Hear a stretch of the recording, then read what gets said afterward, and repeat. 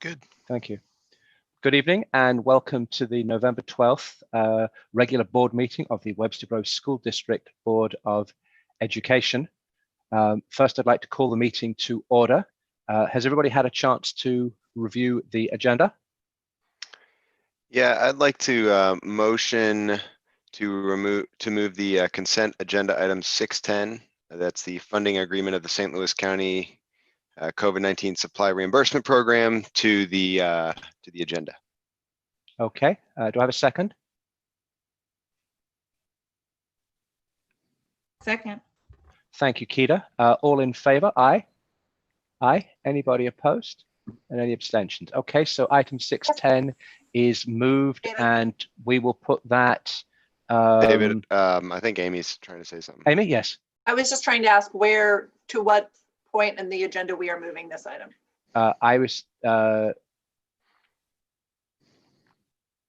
Why don't we move it and make it item 5.05? Okay, can we revote then, because I was absolutely asking. So all right, so the amended motion then is to move a consent agenda item 6.10 to item 5.05 to immediately follow the reports from superintendent and staff. Can I have somebody, Alex, you prepared to accept that amendment to the motion? Yeah. All in favor? Aye. Aye. Anybody opposed? Okay, any abstentions? Okay, so that is so moved. Second, I would draw everybody's attention to the public comments and to the correspondence log. There've been a number of emails from members of the public, parents, students, and other stakeholders. Board welcomes all of those. I'd like to apologize that I haven't responded back to every email that we have received. I've tried to respond to as many of them as I can. I will get to all of them eventually. And I hope that many of the questions that have been raised will have some resolution by the end of this evening's board meeting. But I'd encourage, I know that the entire board has been keeping an eye on all of those. Next item 3.02, the board calendar. John, do we have anything from that? You're on mute. The only item of note is the board candidate orientation is December 3rd at 6 p.m. at the Service Center. And so we felt good about the size of the space and having it there. So love to have any of the board members who are interested in coming to help orient any prospective future board members. Thank you. And John, what are the filing dates for board candidates for the next election? Do you know that offhand? Yeah, it's on that calendar, and the first day of board candidate filing is December 15th, and then last day of candidate filing is January 19th. Thank you very much. Yep. Okay. Can you refresh my memory as to who's up for re-election? I believe it's Christine and Keita. Christine and Keita, and we will, near the time, we will ask them both to declare their intention. Don't want to put them on the spot now, but to declare their intention near the spot as to whether they will seek re-election. Unless they want to make an announcement now. Okay, so we'll put them on the spot later then. Thank you very much. Next item is the location of future board meetings. So with the various schools coming back, it seemed that it was appropriate for the Board of Education to review where we are holding our board meetings and the manner in which we are doing those. Certainly had a number of board members who've asked me and suggested to me that say, because we have moved now into in-person learning for our students, it seems appropriate that we should be doing the same thing for board members. Certainly suggestions, obviously, again, we need to be mindful of the guidelines that are keeping our students safe and keeping everybody else safe. So we want to find an environment where we can be appropriately spaced, and obviously we'll have a requirement for social distancing. We'll have a requirement for masks, and we'll make sure that we have sanitizers available. But I just wonder if any board members have any thoughts in terms of that.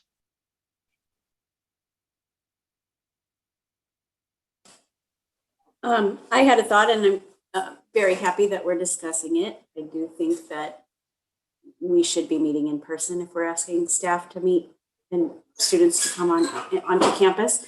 Although nobody in my family is currently working or studying outside of my house. So I'm curious, can we have maybe people choose whether they want virtual or in person? So I think that's probably a question, I guess, Dr. Simpson, I know that you've been looking a little bit into this from a technology standpoint. Can you give us an idea as to sort of, in terms of sort of physically what we can do? Is it possible? Firstly, I'm assuming that if we go to board meetings in person, I think we should still try to continue videoing them if possible. In the past, we have recorded them and put them at that available, but rather than just because whilst we'd welcome members of the public who want to attend, I think we want to make the meetings as accessible as possible. And so if it's possible to put them on video, at least whilst the pandemic is going on, I think that would be preferable. But Dr. Simpson, can you give us an idea as to what realistically we can do from a technology standpoint? Yeah, I think from a technology standpoint, we could try and make anything work in terms of videoing in. I agree that the access is something that I know a lot of people have appreciated, being able to watch the meetings, and we know what our attendances look like. I've been in board meetings now for, I guess it's 12 years. And so rare is there a full boardroom that there are not students being honored. So I think anything we could definitely stream in, and Amy certainly knows all the guidelines and what limitations may be. Amy, is it something related where you can't vote? Is it an executive? What are the rules for if you're away or you're not in person? I don't recall the specifics of it off the top of my head, but I do know that there are Sunshine Act requirements as to whether votes can be made electronically. I wasn't prepared for that question. I'm sorry. So I think if we can go back to Doug and we can get information on that and just make sure board members are aware. Yeah. Certainly, we've had board members dial into the board meeting remotely before. I've certainly done it on more than one occasion, and I know others have too. So I know that from an audio perspective, we can do it. I don't know if it's possible to also offer, if we can include them, if we can sort of set this up again as a Zoom meeting, and we can offer it in that format. Christine, I think that the answer is definitely yes, and I'll find out what the different things that you aren't able to do, and if you're not physically present. Thank you. For everybody, I'll send that out. Yeah, it seems to me like as long as we had a space and some sort of figure out what the capacity of that space might be under current guidelines, then that I'd be comfortable with meeting in person. Maybe the service center, just given the size of the service center. But yeah, I was thinking the same thing. The service center seems reasonable. I'd also be in favor of meeting in person following the guidelines. Okay. Amy, Joe? I agree. I think if we're asking students to come back, then we should also be meeting in person. I'm not going to disagree. I would just say that I think that the rationale for bringing students back, being that the online environment just isn't sufficient, doesn't necessarily apply to what we're doing. I think that we've been pretty efficient doing this via Zoom, and I think that certain members of the public have enjoyed being able to watch it and without having to go out, which would be alleviated, or would still be an option if we record the meetings in person. However, I also recall numerous audio issues when we were trying to record things in the boardroom. So we'll have to make sure our technology in person is better than it used to be. Again, I'm not opposed to it, but I also don't think it's essential that we meet in person. But I would certainly attend if I can. So yeah, and I think my thought is, sorry, let me just Not quite sure that was in that. So yes, I would like to ensure that we have at least as good access to members of the public for a meeting that we hold in person. So by that, I mean, I would like us to be able to continue to broadcast it live over YouTube as we are doing now. Because I think that's an important aspect of that. And I think especially is given some of the questions that are coming, I think that giving access to as many people as possible is important. So if Dr. Simpson, if you and your team can put together the technology to allow that, then I'm similarly in favor. And I think the service center sounds like a good idea to me. Sounds good. We'll work on it. And I think we need to make it clear, obviously, that members of the public will be able to attend. They will be required to wear masks if they do attend. And obviously, if you don't want to wear a mask, you'll still be able to watch the video live as well. So access will, there'll still be good access. Okay, thank you very much. Anything else on that? Okay, I don't think we need a motion on that. If we can just put that in place, that would be great. I don't have anything necessarily to change, but I think we also need to probably think about a policy or putting something out publicly if, I know it rarely happens, but if somehow the more people showed up than the capacity of the building holds, like what our policy and procedures are around that as well, so the public has all of that stuff ahead of time. And also, should we think about spacing wise, should we think about maximum, safety? Like, is there a maximum of, let's just say 50 people that we can space safely? I don't know what that number is. I just threw that out there, but. So, yeah, I mean, I'm presuming that what we'd do is we would go and put chairs in there at an appropriate distance apart from one another. Obviously, if family members are there, they can sit together, but otherwise I think we want to go and put the chairs an appropriate distance apart. Dr. Simpson, I think you hear the concerns, and if you can appropriately address that, and yes, and to Mr. Todd and others' comment, if we think that there is going to be a maximum to the number of members of the public that we can have in, we need to advertise that, and B, we need to have a plan should that occur. I think probably that'll be as simple as saying that can we have people arrive 15 minutes beforehand, and we'll make the space available at least 15 minutes beforehand, and if we reach capacity, then we will have to turn people away. Okay, that sounds good. We'll do that. Thank you very much. You bet. Anything else on this matter? Okay, moving on. Reports from superintendent and staff.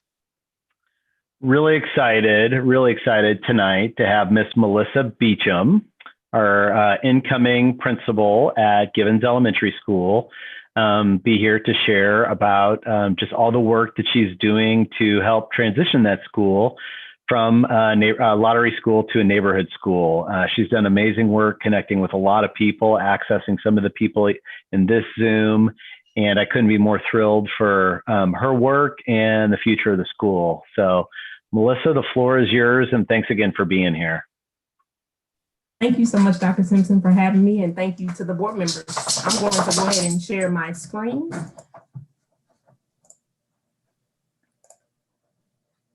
Can you all see that?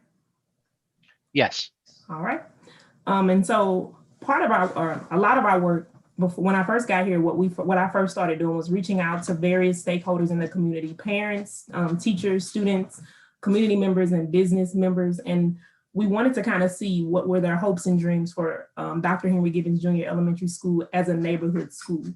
And in that work, we wanted to create a vision and a mission, but we know that that is something that's going to lead us for the next 3 to 5 years. And we are still working on solidifying that, but we wanted to come up with some guiding principles that were going to kind of guide the work that we're doing. And this presentation is available to you, but I'm gonna kind of read the guiding principles, just the first part. We work first to build relationships, and this is what we are creating in our years or in our work right now. We understand the strength that lies in our diversity. We are a team, we value growth, we are problem solvers, we stand on the shoulders of giants, and we are a family. These things showed loud and clear through my conversations with all of stakeholders, as well as my vision for a school that I would like to help create for our community. So part of that work has been our stakeholder reimagining Givens committee. We've had monthly meetings with about 20 stakeholders, and we have representation from staff, community members, Board of Education. Ms. Quinn is there with us each time. We have current and future Givens family members that come to our meeting and kind of being tasked with thinking about how we want this school to work and what we want it to be for our students. So we met in September, and in September, we really talked about what does it mean to reimagine what education could look like. We talked a lot about what school was for us, what we wish it was for us, and how we wanted to create it for our students. And then we kind of dug into some data that I received from a survey that was sent out. And we came up with just a list of traits that was not only connected to what the community wanted, but also the school for today that I was kind of presented with when I first started in Webster Groves. And so then in October, we took that information that we came up with and we broke it down into 5 domains. And so the next few slides, I'm going to kind of show you those domains and some of those, the goals that we have under each one. So our first one, and it's first for a reason, we talked about the climate and culture of our school. The first step is finalizing our school mission, our school-wide mission and vision and values, and using stakeholder feedback. The goal is to be done with that in about December or January, but continuing to work on it until we open up.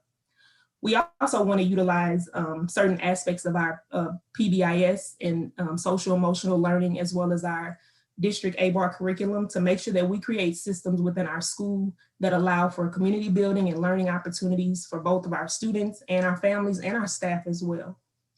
We are dedicated to being a trauma informed in our systems, practices, and learning opportunities. We just participated with the district with the Live and Well. And so it's really good for Givens because as we're creating our systems and our practices and things, we're able to make sure or to create them from a lens of trauma informed care. And then our biggest goal is that we want to make sure that our school is positive and welcoming. And we want to be able to prove that by continuously seeking input and feedback from the clients that we serve, our parents, our students, and our staff. So we're going to put together a survey system where we continually get feedback on how we're doing with our goals. The next domain we talked about was the importance of family and community partnerships. This is a community school, and so we're not going to create this school that is going to be separate from the community. We want to value our parents as experts, as well as our community members. So one of the biggest things that came from that domain is that we want to set up a family resource center in one of our classrooms that's in the building, where we collaborate with our school helpers, our nurses, our therapists, our social workers, our counselors, and provide learning opportunities for families. We want to make sure that this is in collaboration with PTO and other parent groups to provide a space and resources for families so that they can learn and grow with us. We want to make sure that all of the learning that we're doing around diversity, equity, and inclusion is available to families and also to the parents that are in those leadership roles in our schools. So PTO parents and parents that are taking on leadership roles have the opportunity to go through that training as well, so we can really support our students and our staff and our community the way we need to. We want to make sure that there are more family events around learning, not just about academics, but about our community and social emotional learning strategies. We know that SEL is important in elementary school because we want to teach to the whole child. And so we want to make sure that our work continues to model that. We also understand that there's a lot of strength in our community. And so we want to make sure that we're leaning on the experts in our community to help our students explore their own passions and to reach out to the experts that are in the fields that they desire to be in. The next domain was our building design. So transitioning Steger Givens, as it is now the 6th grade center, into a school that has an elementary type feel. So we looked at a couple of different things. This group actually toured the building and toured various spaces looking at safety and accessibility, bringing that elementary identity, making sure that we were innovative and collaborative in our instructional spaces, and then thinking about what projects that we would like to have in our school that would really pull those areas together.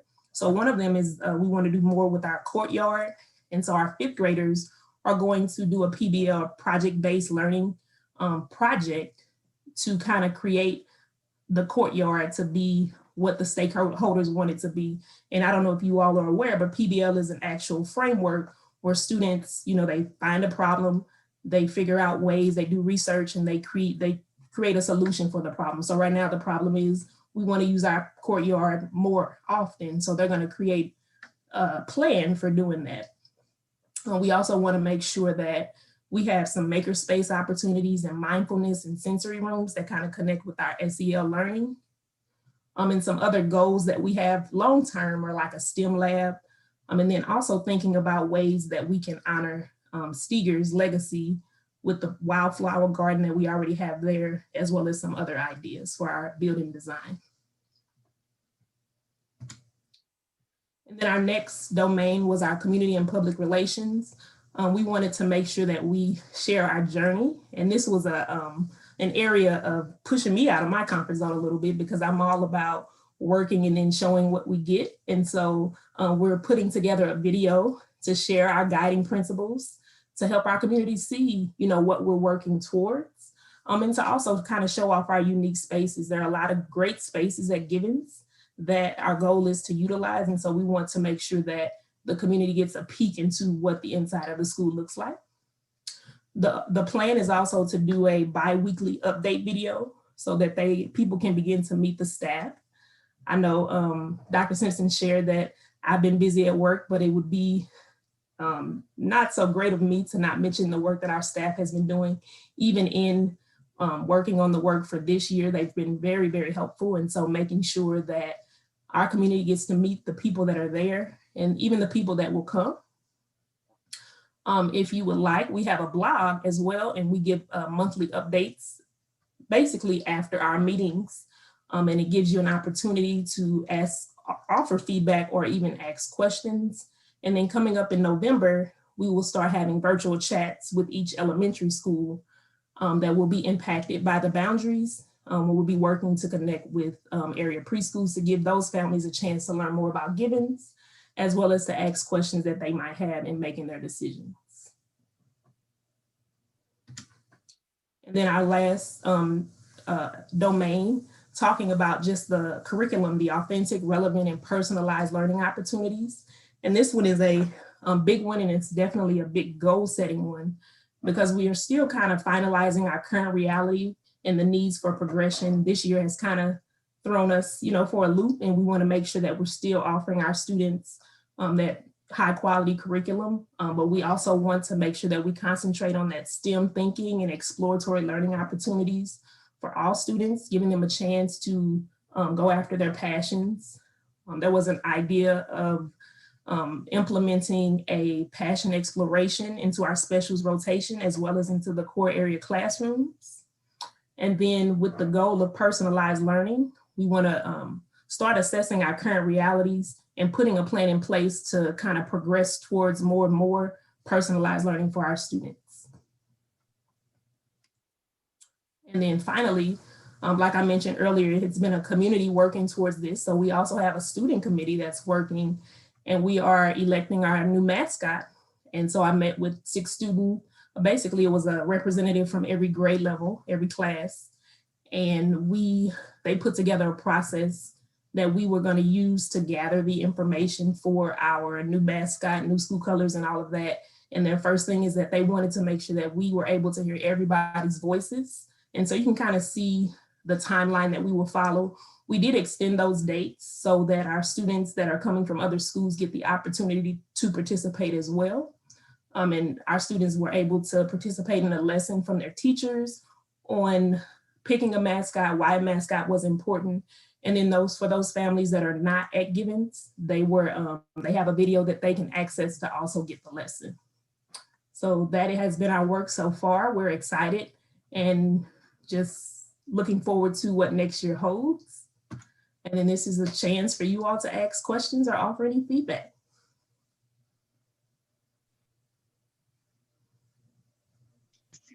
Thank you very much. Appreciate that. It's great, and thank you for everything you've been doing. Obviously, hitting the ground running in what's obviously a very difficult time. Do any board members have any questions? Christine. Christine? Yes, thank you, Melissa. I appreciate that. It looks like you're doing amazing work, and I'm really excited for Givens. I wonder if you could speak a little bit more to, you said current and future families are involved, and could you talk a little bit more about how you did bring in some of those future families? Yes, so I was able to get a list of families from central office that were impacted by the boundaries. And so I sent out a survey. Actually, we first sent out a mailer, a letter in the mail to all the addresses. And then in that letter, there was a link for parents to complete a survey. And so in the survey, they had the opportunity to share, what school they were in, or if they would like to get more information. And so for some of the families came from that. And then some families came from people saying, oh, this will be a good person, or that will be a good person. So as I'm out talking to people, just various people are wanting to be more involved. And even now doing the work, I'm learning about even more people that want to be involved. And so we're trying to pull them in. So it's never too late. If you know someone, and for those that are listening, if you are someone that wants to be involved, please let us know. Thank you. Anybody else? Kita. I would also like to thank Melissa, and may I just say that she is completely and totally on top of this whole process. When our meetings are like, she's awesome. And it makes me excited to look forward to what we're gonna come up with as a community. And I really already kind of feel the family vibe that we are trying to create. So thank you, Melissa, for bringing that with you. Well, thank you, Kita, and thanks for being a part of our meetings and being a part of our video. Make sure you got my good side. Very good. Anybody else? I don't have a question, but I just wanted to thank Melissa again. And I was also excited to hear you talking a lot about the project-based learning and also incorporating the outdoor space, because that's such a unique campus compared to the rest of our elementary schools. So I'm really excited you guys are thinking about how to utilize that space and make the most of it. That's fantastic. Yes, thank you so much.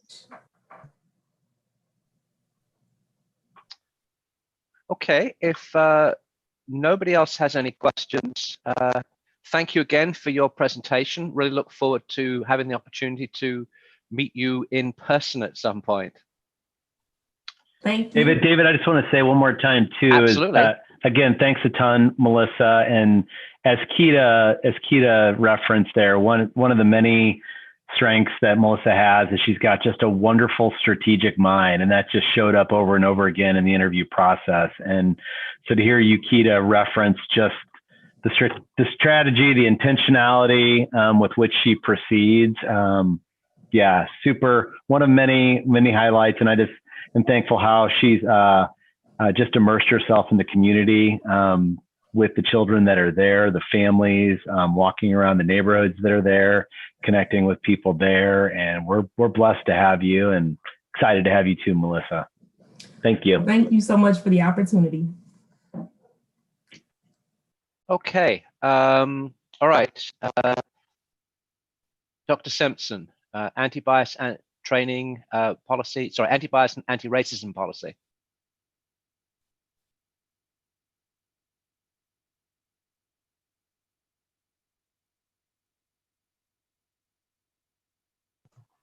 Dr. Simpson, you're muted. John, you're muted. Okay. I can hear you now. Sounds good. Tonight, I'm going to tag team this with Dr. Williamson, but I'm also going to invite Amy and Joe and Kita and Sandy and Jason and Pam to jump in to share any thoughts, because they've all been a part of this process that isn't yet across the finish line, but hopefully will be soon. I'm going to walk you through just a little bit of the process as it relates to the policy, and then Dr. Williamson is going to jump in and talk a little bit about where the draft policy is right now. So first, the origin of the policy kind of was birthed through hard times. It was last year when the racist meme drop was happening at Hixson, when the comments were being made during the boundary line process that were fueled by racism and bias. Sandy had gathered with our Teachers of Color group to just create a space for them. And out of that came a number of strategies. One that had been talked about before, but that we moved forward was Dr. Williamson. Another one was the development of a anti-racism, anti-bias policy, thinking that while we had different policies, things that expressed you can't do this, that we needed more was needed. So it was actually in that meeting that Dr. Wiley Skinner, as part of the discussion, just did a search for such policies. And there aren't very many that came or that we've seen since. But as telling as it should be, one that did emerge was from a school district in Charlottesville, Virginia. And that became kind of a jumping off point that we used to think and begin developing ours. Before we kind of brought the team together, so from that policy committee, we talked about it, not the policy committee, from the Teachers of Color group. It moved to discussion at the CO. Then it came to the policy subcommittee with Amy, Joe, and Keita, and a few of us on it. And we talked a little bit about it at that point and discussed the need to bring a different group of stakeholders together to further develop the policy over the summer. Given its importance, policy subcommittee doesn't meet, although we haven't crossed the line yet. Policy subcommittee doesn't typically meet during the summer, but just for priority, we did on a number of occasions meet to discuss the policy. The team was comprised of both students and staff and board, and some of us shared dual roles as parents, as well as some of our teachers. And it was fantastic to have the engagement of this diverse group of stakeholders in its development. A special shout out to the students who were a part of this process and have been engaged in the district in other ways since that point, including actually the hiring of Dr. Williamson. So we met again different times to talk about the policy, what contents we want in the policy. We were blessed to have some people that really took leads in some sections. A special shout out to Alicia Marshall from Edgar Road, who was instrumental in helping craft the writing of the purpose. And everybody along the way has committed. Dr. Adams, sorry, I didn't mention you before. Dr. Adams has been involved since July as well, and Sean since October. So since August to now, again, we haven't moved it as fast as we would have liked. And I think just some of the other things have consumed us a little bit, but we have worked on it as best we could. We've continued to just refine it as part of our leadership team. When we left it in August, it was probably a little after August 1, actually, we had put something out to the committee, the team rather, of what other additional thoughts did you have related? And then from that, we've worked on refinement. From refinement, we gave it to Doug to review. He obviously, looking through a policy lens, gave us a variety of feedback. And so from at this point, we are working with continuing to finalize refinement. We're going to be meeting soon to get our spot to a good spot with us. Then we're going to push it back out to the entire team. If we need to meet, we will, for their feedback, and then back to Doug for a possible review by legal counsel, then to the board policy subcommittee if needed. I don't know if formally that's actually needed since the board policy subcommittee is a part of this particular team or not. But that's kind of how our board policies do make its way to the board. and then ultimately to the board for a first reading, hopefully at our next meeting. So with that, I am going to turn it over to Dr. Williamson. And Dr. Williamson, can you see the abbreviated draft, that cover page? Yes, I can. Thank you. Okay, you bet. Thank you. Thank you, Dr. Simpson. So as you mentioned, here is our cover page for the policy, which I will not read it to you, but just want to highlight some areas is that, this holds us accountable. And this is about our collective responsibility to address, eliminate, and prevent actions, decisions, and outcomes that result and perpetuate racism and bias. And that we are committed to eliminating inequitable practices and predictive value of social or cultural factors. We want to validate each and all of our students, staff members, and family members as well, including our community members. And if you work your way down to the purpose, this clearly identifies that we are committed to inclusion, that we are committed to learning each and every one of our students, to training and educating our staff, as well as our students and administrators on eliminating bias, using concrete data so we can make data-driven decisions, which will also involve disaggregating data, and using common language. We've already started a professional development process of training all of our, educating all of our certified teachers on anti-bias and anti-racism work. They've already been through several hours thus far. And lastly, the district acknowledges that just through societal and historical factors, they are contributing to the inequity within our educational environment. And so we are committing ourselves to addressing and eliminating these practices. Then as you go through the policy, the outstanding team that Dr. Simpson referenced put together 4 different areas within the policy. And the first is our policy communication. So this kind of covers making sure that the policy is clearly stated in all of our schools, making sure it's in our handbooks, that we educate and inform all of our staff and students on an annual basis. It further then moves down to leadership and administration. And this covers areas such as disaggregating data to look at disciplinary practices, or if there's a disproportionality within our academics and extracurricular activities, as well as conducting a biannual climate survey. And then you move into our, our learning process. And this is professional learning for all employees on anti-racism and anti-bias ways, making sure our students are educated, and ensure that our curriculum and instructional materials for all grade levels reflect cultural and racial diversity and include a perspectives of ranges of experiences, especially those of historically underrepresented groups. And the last area is policy implementation and enforcement. And that is making sure that all staff and students are in compliance and are actively participating in all professional learning activities and programs that revolve around this particular area. And again, clearly stating that Webster Groves School District will not tolerate any form of bias or racial acts. And then last but not least, that Dr. Simpson will work with us and keep everyone updated and informed on our implementation and monitoring process. Thank you. Thank you, Dr. Williamson.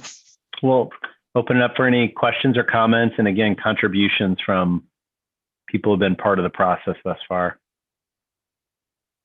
Any questions from board members? John, I know that this is abbreviated, and I know it's also not finished.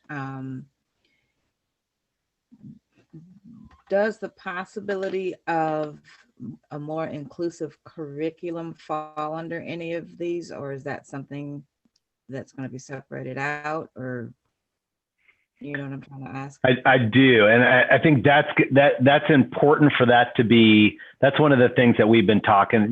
Doug kind of advised, and I know Amy talked about, and we've all kind of processed a little bit.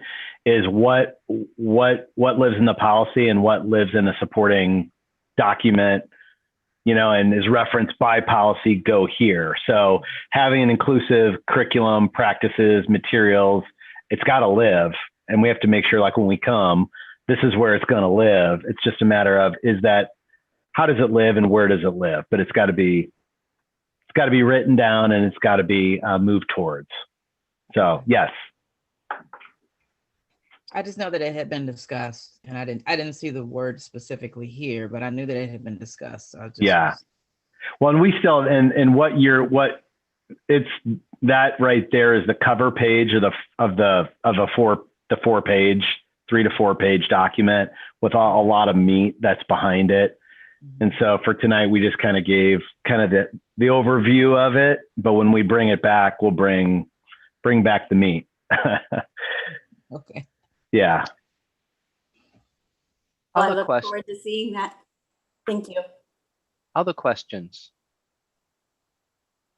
If not, I do have one. I wonder, could you, bullet point number 5, I wonder if you could provide any additional explanation on that, please. So that's the one that says acknowledging the racism and biases often compounded by other forms of discrimination, including but not limited to those protected classes referenced in policy AC, which prohibits discrimination or harassment based upon any characteristics protected by law. And the only reason I ask for an explanation is that that's sort of quite a mouthful, and I'm wondering if you can explain to me exactly what is being targeted and what changes you're going to you're looking to put in place, or what actions you're looking to make sure occur.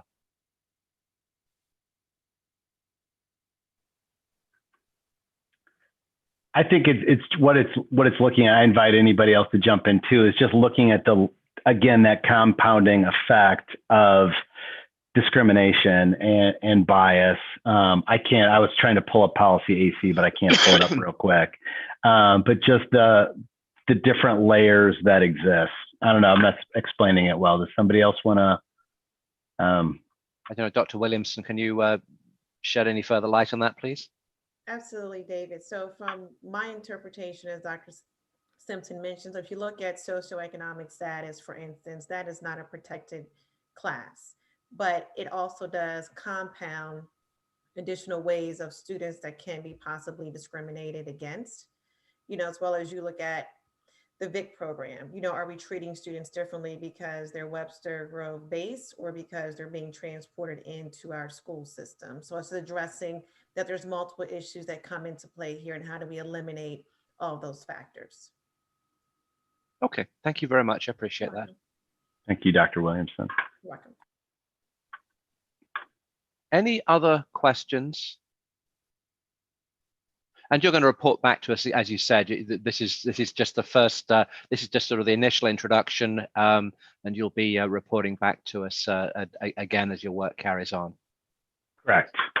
But thank you very much. Appreciate the hard work you and your colleagues have done so far. Yes. Dr. Skinner, school calendar.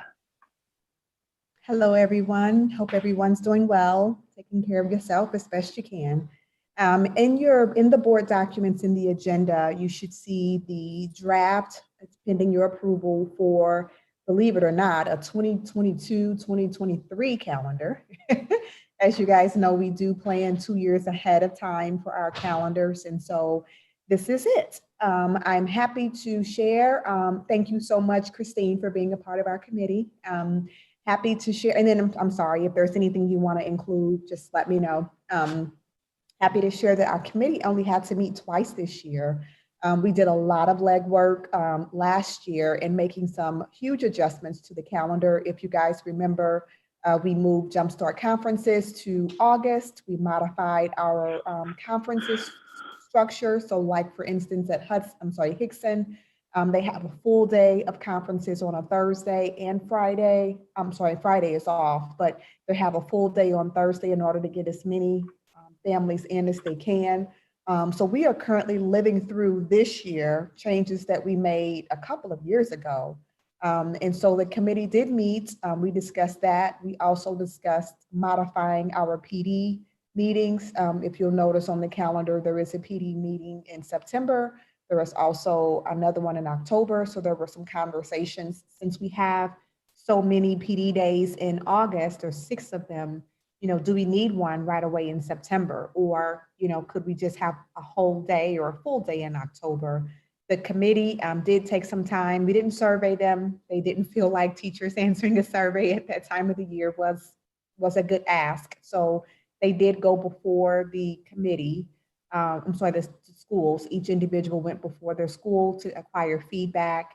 And so we determined at this point to kind of leave the calendar the way that it is currently. There were still some conversations potentially about modifying Jumpstart conferences. However, with that new law, we have to start school on that 14 days before that first Monday or week in the month of September. So we really are locked there. And so we will still continue to be thinking through other ways to modify. We would like to kind of live through this year to see. We may want to come back to you at another time if we find that our current calendar structure just doesn't suit us well. But everything kind of compounded with COVID right now. Everything kind of feels a little wonky. So I am very proud of the teachers and the hard work and coming to the committee meetings, being present, still providing their feedback, bringing the data. I really appreciate the committee members that were on the committee. We did have a couple new ones this year, but it's pretty much the same group. So the other major, change that we've never had, if you notice in the month of June, there was conversation among the committee of observing Juneteenth, which is a holiday that most of our, that they've not had in Webster that I can recall. The only staff members that would benefit from that holiday are the 12-month employees that work through from July 1 to June 30th. So that's really a small percentage of our entire employee population, but that is noted on there to observe Juneteenth for 22-23. That is their current recommendation. So other than that, student attendance days are still at 174, which is where we are this year. Staff days that they're contracted for is at 193, same as where we are this year. So really no major changes. We just want to kind of live through it to see if there's something else we may want to revisit at a later time. Any questions? Thank you very much. Questions? If not, I have just one question. So I notice graduation is on May the 12th. Are we able to go out and book the if we're going to do it at Chaffetz or wherever we would plan on doing graduation? I know that obviously this year we weren't able to do graduation off-site, but I know that going forward that was the plan in order to allow enough people to come in. And have we been able to secure an outside venue for that date yet? Yes, Mickey, Herb, and Matt worked to secure those dates, and so they provided those to us to add them to the calendar. Great, excellent. Thank you very much. Christine. Yeah, I just wanted to add that I can just tell that the group works really hard, and there is a lot of negotiation and strategy that goes into planning the calendar. I could see, and I would definitely advocate for flexibility in the future. I know that one of the things I heard too was just how much teachers are, when asked about what they might be thinking about 2 years from now, they're so focused on what's happening right now in their classrooms. Mm-hmm. Thank you. Christine, thank you very much for serving on that committee. It's a long way out from what you're looking at, but yeah, it's very important stuff. And Dr. Wiley, thank you very much to you and everybody from the staff and your team for all your hard work there. Anybody else got any comments on the calendar? Okay, all right, in which case let's move on to the district update on David, I'm sorry, there's a motion to approve it. Okay, all right. I will entertain a motion to approve the 2022-2023 school calendar as presented. I will make a motion to approve the 2022-23 school calendar as presented. Have a second? Second. Thank you, Alex. All those in favor say aye. Aye. Aye. And anybody opposed? And any abstentions? That passes. Thank you very much. Sorry about that, John, and thank you for reminding me. Thank you, guys. Thanks, Andy. Okay, all right, district update on student learning and second semester programming, and I suspect a bunch of other items as well. Dr. Simpson. Thank you. I'm going to share my screen. My presentation is pretty brief, and I know that there are a number of topics that people are probably interested in speaking about tonight. Obviously the topic of school continues to be a big one for all of us, as well as our region and country and around the globe. And so I'm going to just give a brief presentation, and then we could talk about different things that remain on your minds or people's minds. So I wanted to just start off with some celebrations as we talk about this. So it's not really a student learning, but obviously this is a big one. Melissa Murphy, actually somebody that I hired as a TA at Hudson, and she was the first teacher that I hired, was recognized as an Emerson Excellence in Teaching Award recently. And Melissa was a 5th grade teacher for a number of years, and then has been a reading specialist. She serves on our issues committee and meet and confer committees. A super, super just kind-hearted human being and a great teacher. So we're super excited to recognize and to celebrate this great accomplishment for Melissa. And this won't be the end of the celebrating Melissa.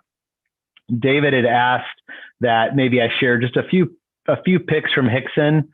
The construction is progressing real nicely. This was a beautiful shot I took, not a Sherry shot. Sherry's a great photographer, but a shot the other day during the first day of school at Hixson of the new academic wing. And it's really coming together nice. It's fun to see the flooring, the foundations that are laid, the flooring, the steel that's going in. It's progressing beautifully. Here is a pic from the other side. You can see that competition gym. We do have a CORS who's trying to enter. Does anybody know who that is? Anybody not here that's supposed to be?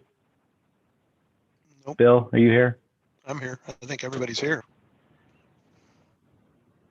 Okay. Bill, are you able to see who it is? Admin Nope. colleagues, we check our friends just to make sure, our colleagues just to make sure they're all here. Oh, Rob Stuber. Hold Huh. on. I'll let him in. So the construction of the new gym, which is certainly exciting. And lastly, here is the new library and that whole main entrance that's being developed. And since Rob just joined us, Rob, if you can hear, if you wanted to share anything about any quick tidbits about the construction at Hixson. He wasn't prepared to share, but.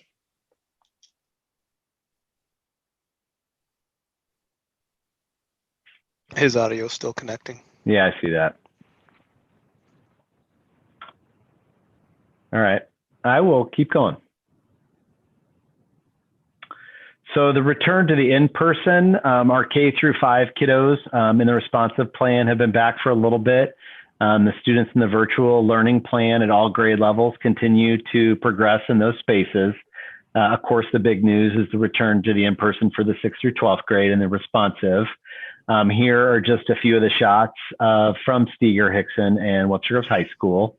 This was a student, they were an engaging activity in Miss Williams' science class that I had the opportunity to interact with a little bit.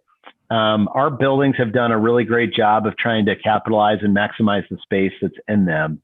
And they've had to be real creative in some instances. This is Miss Jacqueline Schmidt, who teaches math at Steger. That space, that classroom is, her space is now in the lunchroom at Steger. And it's not necessarily her space. At Steger currently, they remain in a cohort and the teachers rotate, which I think you know. But that is Ms. Schmidt and her students. Fun watching there. So go back to that one, just one moment. I think it's also good to then so we can see actually on there, presumably those marks to indicate sort of how they remain socially distant whilst they're in the class there. Yeah, the teachers have, again, as we've been saying since the summertime that 3 to 6 feet is the marker. And as we say, get as much space as you possibly can.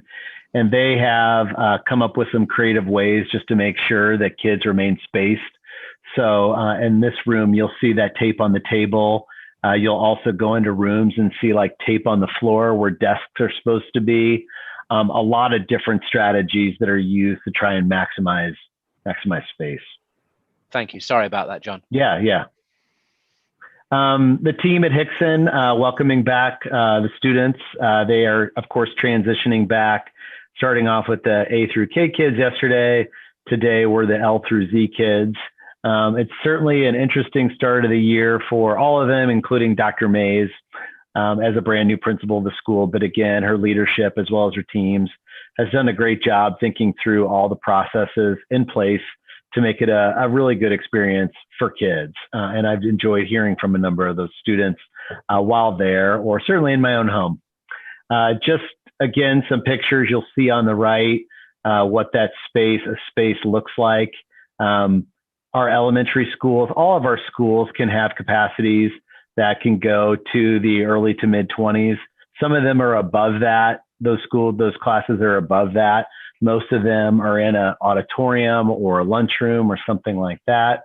But there is an example of not getting that 3 to 6 feet. There's approximately 4 feet, sometimes 4 feet plus between the students in this room. And this is just an example, one of those classes. On the left side at Hixson, they have gone with a one-way process. It's not something that is expected of all the schools or a guideline that needs following, but it's something, just another precaution that they've decided to put in place for their kids. And so the kids have a one-way path all around the school, and they're getting a lot of steps. They're not necessarily taking the most direct route to their location, but they are following a path. This is at the high school. Again, they welcomed freshmen back first and new teachers today. Tomorrow, all the kids are starting back at Webster Groves High School. This is a neat little thing. The schools continue to try and do what they can to try and keep teachers and staff spirits up. It's really hard at this time for any employee of our 800 employees in our school system to be up with everything that's happening. But I do appreciate the incredible efforts of our buildings and our administrators to do their best. And this is an example of shirts that were given out to staff members at the high school, and they had either students or staff members write kind of a note that's special to that particular staff member. One of the topics that we kind of wanted to talk about is obviously with everything that's happening, we knew that any return to in-person would involve quarantining. We've learned a lot from school districts around the country, but most often regionally, regarding the effects of quarantine, what are strategies that you can do to support with contact tracing, anything like that. I just wanted to say today, and I know we put out a message to the staff, but we've been pretty consistent in our following of the St. Louis County's recommendations, whether it was related to in-person schooling or athletics. And we are also let them guide all of our quarantining decisions or isolating decisions. Of course, medical professionals are involved in that too. And this morning, the governor came out and made an announcement about the state health department was moving in a different direction with quarantining. And there has definitely been a lot of research and data around that decision, which would allow students who were wearing masks and having been in close contact to not go into quarantine if in certain situations. And our St. Louis County Health Department at this point has not offered a response to that. I am not anticipating that they will go in the same direction as the state at this point, but that still remains to be seen. And so I just wanted to be clear to the board, as well as to our community, any that are listening in, and as I communicate the message, that we are still letting St. Louis County drive our decisions on quarantining. With the quarantining, again, one of the really big obstacles with it is the impact on students and staff of the quarantine. It is a negative of the in-person experience, but not something that just by itself that is to us a deterrent to bring our kids back, knowing the impact of being in space with our children and the benefits to them are so great. But we've said all along since the beginning, and we continue to say at this point, that it could be quarantining and absenteeism that ultimately would lead us to move to an in-person or a virtual setting, or possibly even a hybrid in some scenarios. So supporting students and teachers during the quarantine is something that's big. We have to, as educators in the classrooms, as administrators at the design level, we really have to be mindful of the disruption to the children's learning when they are not at school, sometimes due to decisions that they or family members have made, and sometimes based on the decisions that the family members or the students of people next to them have made. So we have to be really mindful of the disruption that exists when students are out. And a critical piece that we also have to be mindful of, and we've tried to be since the start, is the impact on our teachers who have a lot going on with themselves, with learning, with trying to having to support the safety protocols that we have in place. So we have to make sure that whatever we do is also mindful of where they are right now, and that is reasonably reasonably for them to implement, I should say. What expectations for teachers to this point has been that you do everything you reasonably can to support children during quarantine while they're at home. How has this looked? It's looked differently. We haven't mandated how that's looked. We have teachers that care a whole lot about our children, and I believe are doing what they can with the tools that they have to make that happen. That's looked like work sent home, traditional correspondence via email, phone. That's looked like homework packets in some instances. That's looked like connecting via Canvas. And we also have had teachers that have opened up Chromebooks in the classroom and had the students had what was happening in the classroom be streamed to the students that were at home. Our current work at this point is really to work with our teachers. We came out of the gate with the expectation that we did, very mindful of our teachers. We know that as we enter and experience more and more quarantines, that we're going to have to continue to progress and improve the service that we provide to the kids, mindful of the teachers. We have to be mindful that anything that we do to support the kids at home, we ask them is one more thing on their plates. And so we're going to be working with teachers moving forward. We have in the recent days, we've been working with some different possible technologies that could be used to support students who are in quarantine that maybe deliver a little bit better audio and video than opening up a Chromebook. And so I just kind of wanted to let the board and families know that we recognize that quarantining is inevitable, regardless of how many kids are impacted, and we have to continue to do our best to try and meet their needs. Second semester program, I'm going to turn this over to Dr. Wiley to share, and I'll open it up and have you jump in, Dr. Wiley, at the deadline. With everything that we've done along the way, we've been mindful of just continuing to learn and grow and do the best that we can.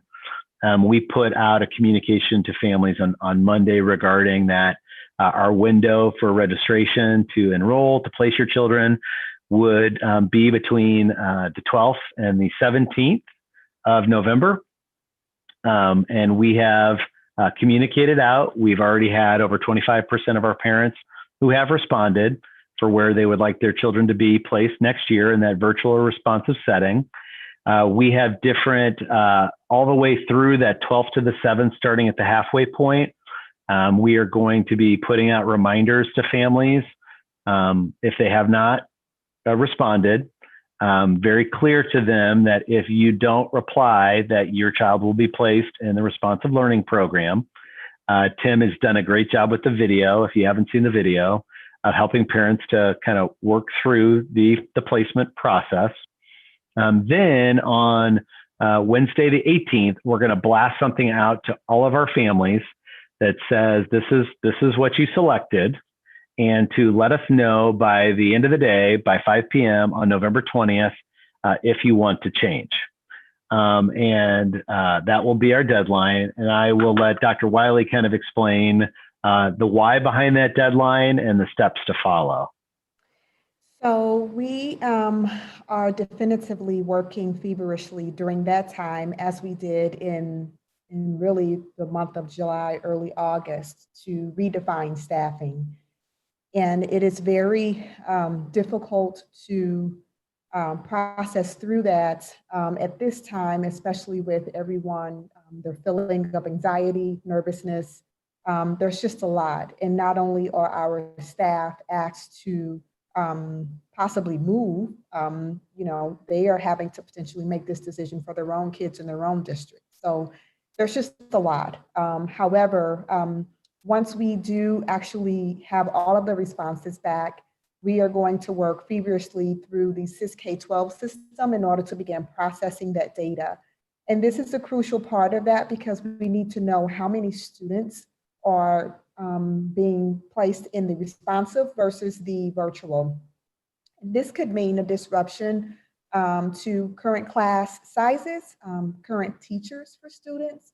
And this is the hard part here, because let's say, for instance, in kindergarten, let's say, for instance, we currently have 80 kindergarten students in virtual. That would typically mean about 4 teachers or so. But should we then get 100 kindergarten students for virtual, then that means an additional teacher, which will more than likely have to come out of responsive. And so where did those kids come from? What classes? It's probably not going to be a clean break where it's all 20 at one school. So you're going to have to look at those kiddos. Where are they coming from? What classes are impacted? And those teachers who may be responsive may have to go into virtual. And the same thing, the opposite. If we have 80 kindergartners and the numbers drop to 50, right? How many kindergarten teachers is that? Is there a virtual teacher that would now need to go into responsive in order to meet that need? So when we say process data, we are literally pulling each student's information. We will reconfigure all of the data by student, by grade level, by building. And then after that, we need to turn that over to the principals. And so if you notice the 23rd, that's the week of Thanksgiving. So we are going to be working as an HR department on that during that entire week, making sure those numbers are correct and they're finalized, ensuring we have a response from every family, and ensuring that we have the correct data. And so after we've done that, then we need to schedule meetings. So our first one will be with the high school principal in the morning, and then Hixson in the PM, because what we need to do with those principals is hopefully they would have had some time to look at the data. And then we're going to be looking at actual staffing. So how many kiddos are going to be in this AP course or in this geometry course? Where did those kids fall for the first semester? And now where are they falling for the second semester? And what staffing changes will we need to make? So we need to have those meetings with those principals. We'll do middle and high first, and then we will jump into elementary principals. So we've scheduled meetings with them. They're on their calendar. And again, the goal of that is to speak with each principal individually and figure out how the new requests of our community has impacted their current mode of operation. I don't know if it will be significant or not, but we've got to give it that time to process it. So then the hope is by December 4th, that we will have some final staffing decisions, that things are finalized at that point. I've already received a number of emails from teachers saying, what does this mean for me? Where will I be? And I unfortunately can't answer that. So there is a little bit of anxiousness on some of our teachers' part with regard to where they'll be, but that'll be the goal. So that by Monday, December 7th, that families will be finding out, hey, Sandy, your child will be in a different class based on numbers, et cetera, as well as staff finding out potentially if there's a change in staffing, et cetera. So the process typically for staffing does take a number of weeks to finalize. We're going to try to condense this down to 2, just in order to provide everybody with the answer that they need, hopefully before they head off to winter break, and they can have some time and opportunity to adjust to that.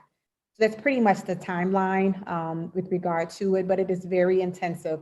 10 kids moving from one program to the other can make a difference with regard to one staff member or multiple, depending upon the needs of the child. So.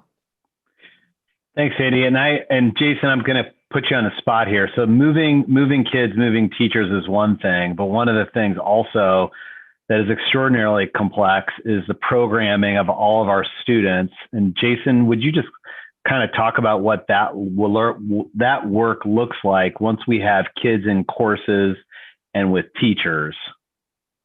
Sure, happy to. So, Sandy, thank you.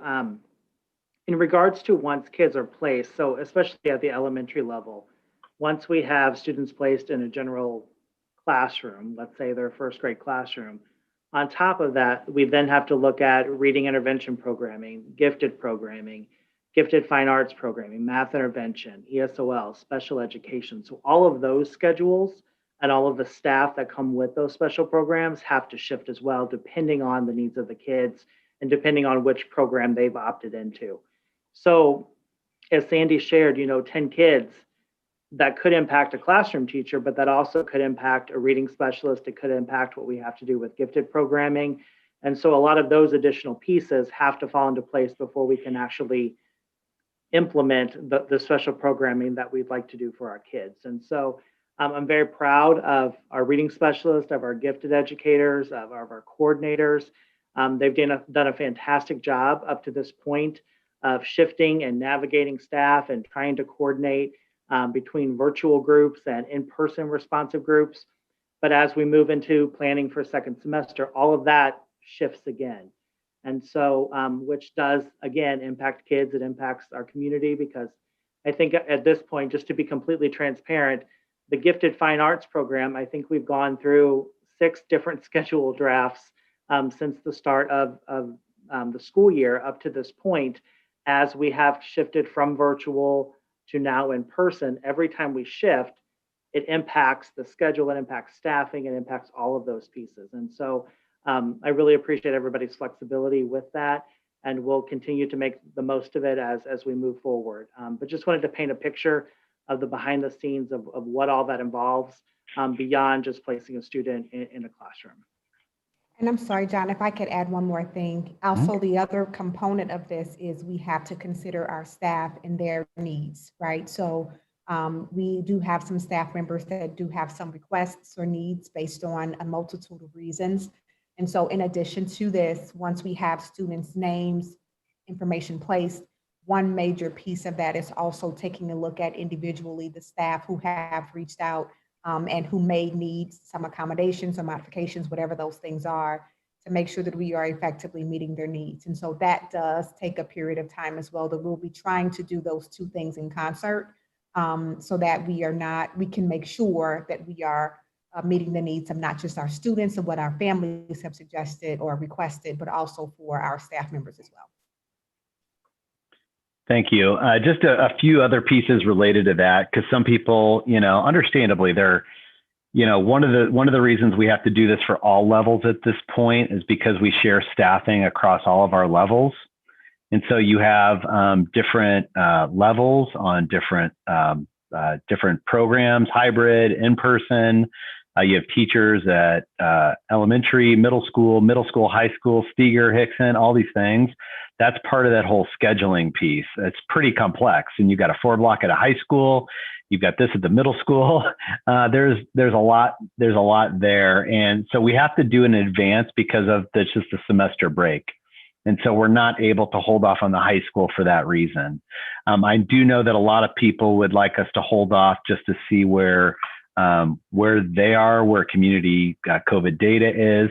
But I think, you kind of heard a little bit about the complexities to understand why we can't hold back.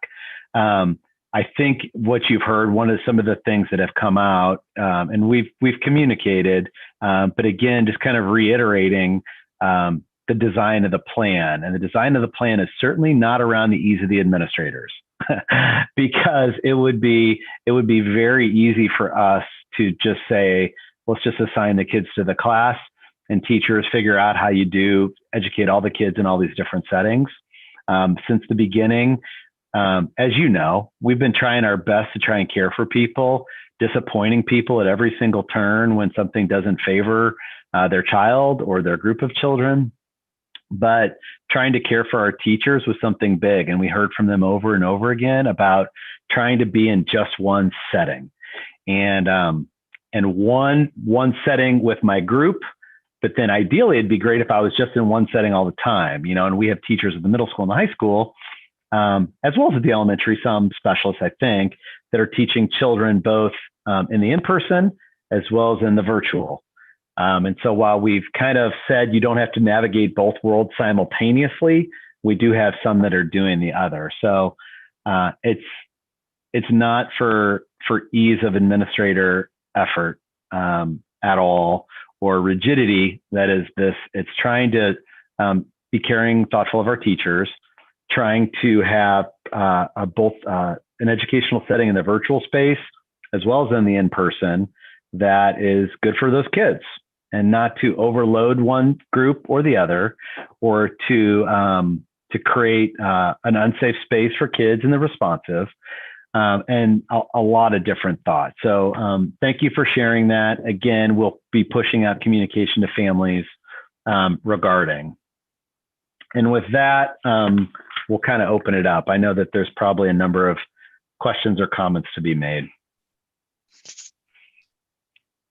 Okay, I'll just open it up to questions. I guess just if I'm not going to go around sort of formula or anything, but if you sort of keep your sort of questions, sort of just one or two questions at a time to get everybody a chance, and I promise to come back to you. Presuming anyone's got any questions. And I'll invite my group to jump in too if there's something that I missed or they think they can contribute. Who's first? I'd be happy to start. Please. I had a question while listening to that, John, and I apologize if I've missed something since I do have an elementary schooler, but I understand when the semester breaks for high school, but when would this take?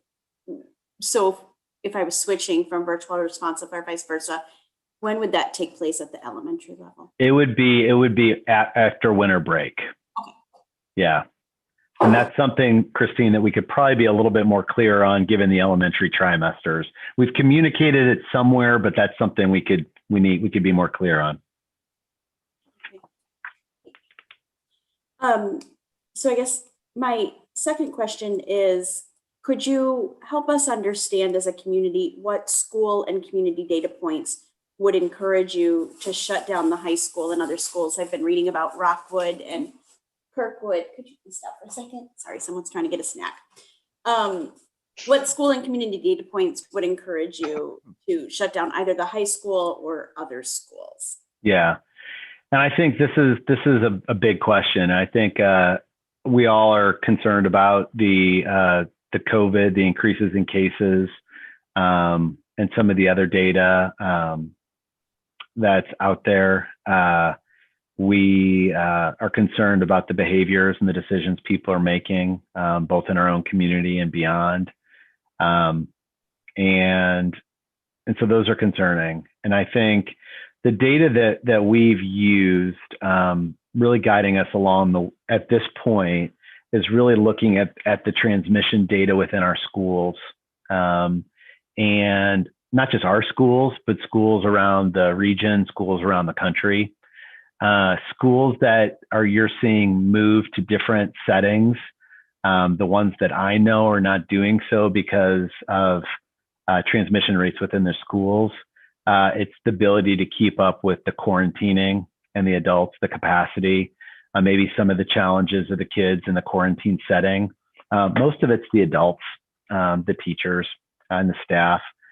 And we continue to not see, and it's hard, because I've been asked, it's really hard with this to know where did exactly that transmission occur, because you don't know where people are, you don't know everything about where they're going in their lives or stuff like that. But the medical people that we've spoken to, our experience in our schools is that, and I think obviously it's being talked about, the St. Louis County has said we're not going to touch schools, is because transmissions just aren't occurring because of the mask usage, the distancing that's in place, the cleaning, disinfecting, and the hand washing.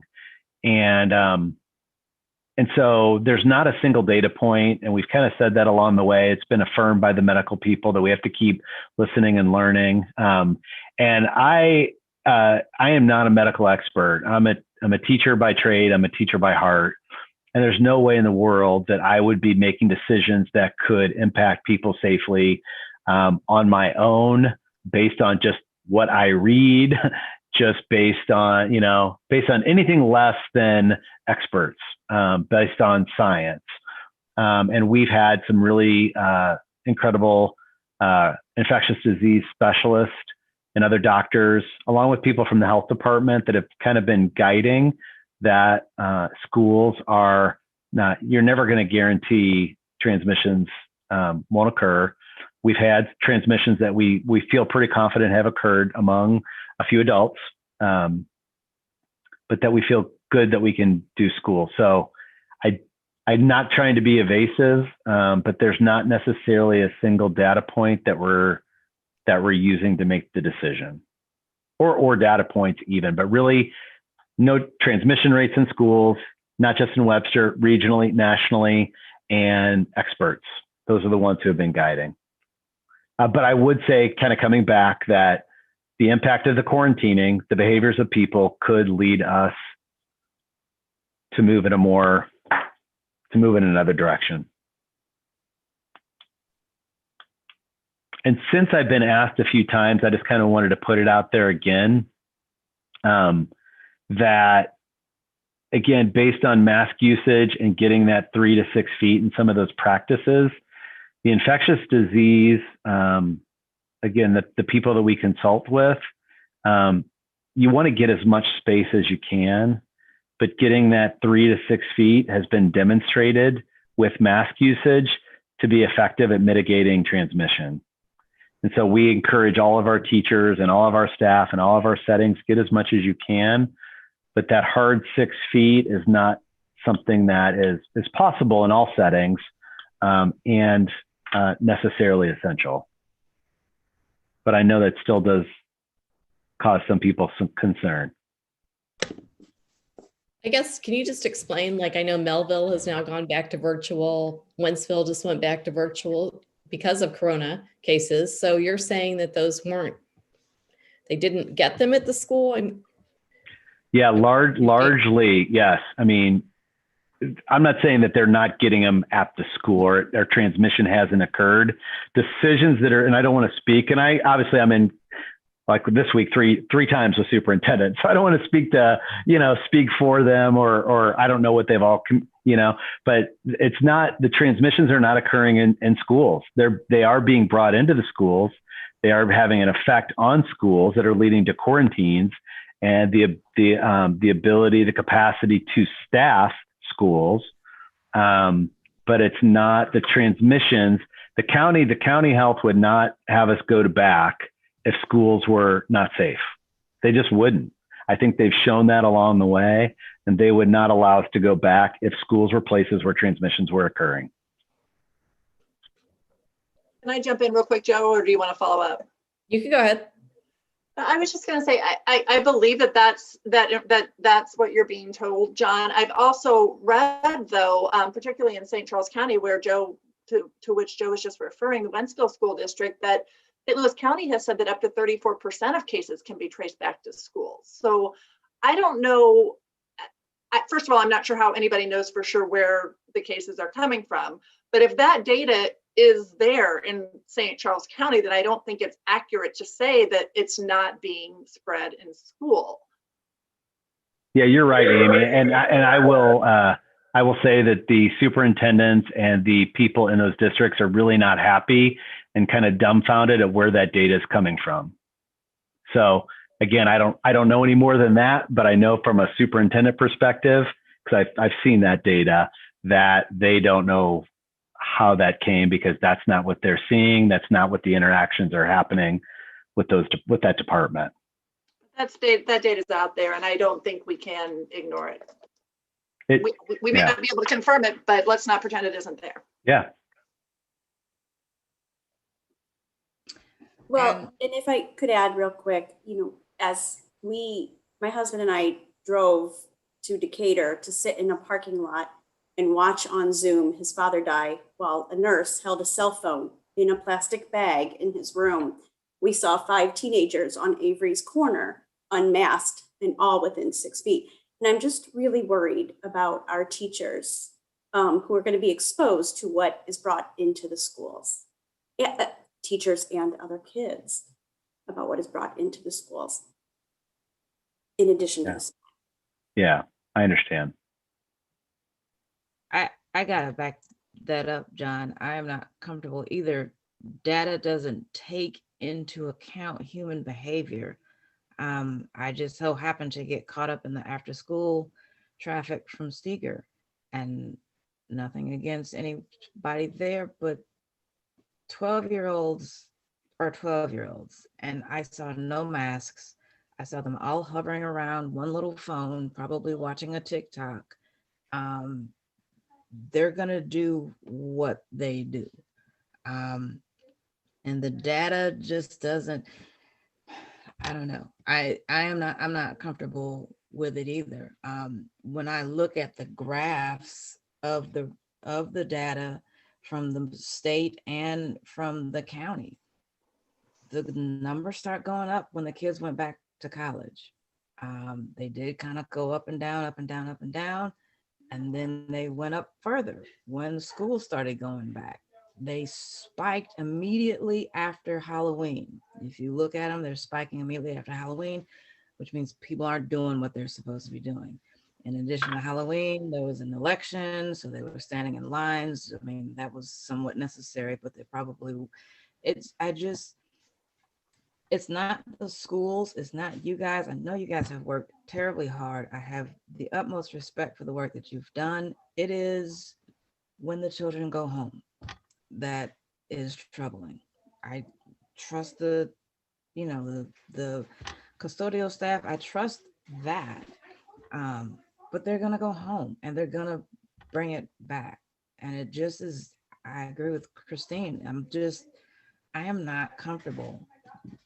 It's going to happen. I'm not comfortable with it at all. Well, just to add to that, I think, Keita, to your point, you can drive by Andy's in Kirkwood on any night and see the giant group of teenagers. Mm-hmm. And the frustrating thing to me is that we know there are parents that are really good about trying at least their best. Obviously, they can't control every minute of the day, but limiting their activities, not having parties, not doing those things, and obviously the teachers and staff. So it's hard to put them in a position where they are being exposed completely out of their control to people that aren't making good decisions. And I don't want to make, if just to be clear, I have the same concerns that have been expressed in terms of the behaviors and choices of people. And that's, so again, I have those same concerns. I think looking forward, now we're asking families to choose, responsive versus virtual for next semester. And we're seeing that responsive means we're going to pretty much be in school no matter what. We know the county's not going to shut them down. I haven't heard from you, John, any basis for shutting schools down unless it would be quarantining and unavailability of staff. So correct me if I'm wrong, but I don't think responsive for next semester really means responsive. I think it means you're going to be in person or you better choose virtual. Can I just, so a couple of things and then John, go ahead. I mean, I feel like it's still gonna, to say it's not responsive is not right, because in high school, you're not going 5 days a week. There's some places where it is truly responsive. And also, I mean, we're looking at the data, we're working with the county, we're working with everything out there. And I think, yes, there are going to be cases, because kids are going to be kids and people are going to do what they're going to do. And that's going to lead to cases going up. But at the end of the day, everything taking place in the school, all the guidelines being set are to minimize, if not, any type of super spreading activity. And that's what's all kind of been identified. So I feel like that's what's being taken into consideration. And there's, everything that's happening outside of school, and John said this, that's out of our there's nothing you can do about that. And so to completely shut down because of that doesn't seem right. I think all the precautions being taken place are, again, being vetted by medical professionals, and it's going to create as safe an environment as possible. And if that's not safe enough for you, then you should go virtual. I would say, Amy, that if thank you, Alex. I think you're probably right in what you said about the responsive, unless there is something where it's, again, that absenteeism forces it to go the other direction. Transmissions are occurring in the schools, or there's some other, research or something that comes out, which we're continuing to learn different things. But I would say that you're pretty accurate at what you shared right there. I'll put it, yeah. Thank you. I appreciate you acknowledging that. Yeah. I know that we're already in the process, but I wanted to get a teacher's personal perspective. And I know that this person is not speaking for every single teacher there, but a lot of them are frustrated and frightened. They're not feeling that their opinions are valued. They're not feeling that their voices are being heard. They've gotten into a groove of virtual. They've gotten to know how to run their virtual classes. And now we're pivoting with the possibility of pivoting right back. If quarantine or whatever causes us to do that. Would it be, I also get planning, and I get everything that you guys are doing to try to get some sort of semblance of organization with this. Is it totally against the grain to just make the break at the end of the semester, when it gives people a bit more of a chance to breathe, to make a choice? I know a lot of people are like, I don't want to make a choice yet, and I don't even know what's happening. My kid just went to school today, and already I'm being inundated with emails about make a choice. And it just, it's a bit much. I'm not trying to go against the teachers or anything, and I understand that they want to know as well, but that's a lot to be trying to emphasize. I don't want to say force, but emphasize. Does it not make more sense? You've got people that are going to be coming home for Thanksgiving. The college students are going to be coming home. I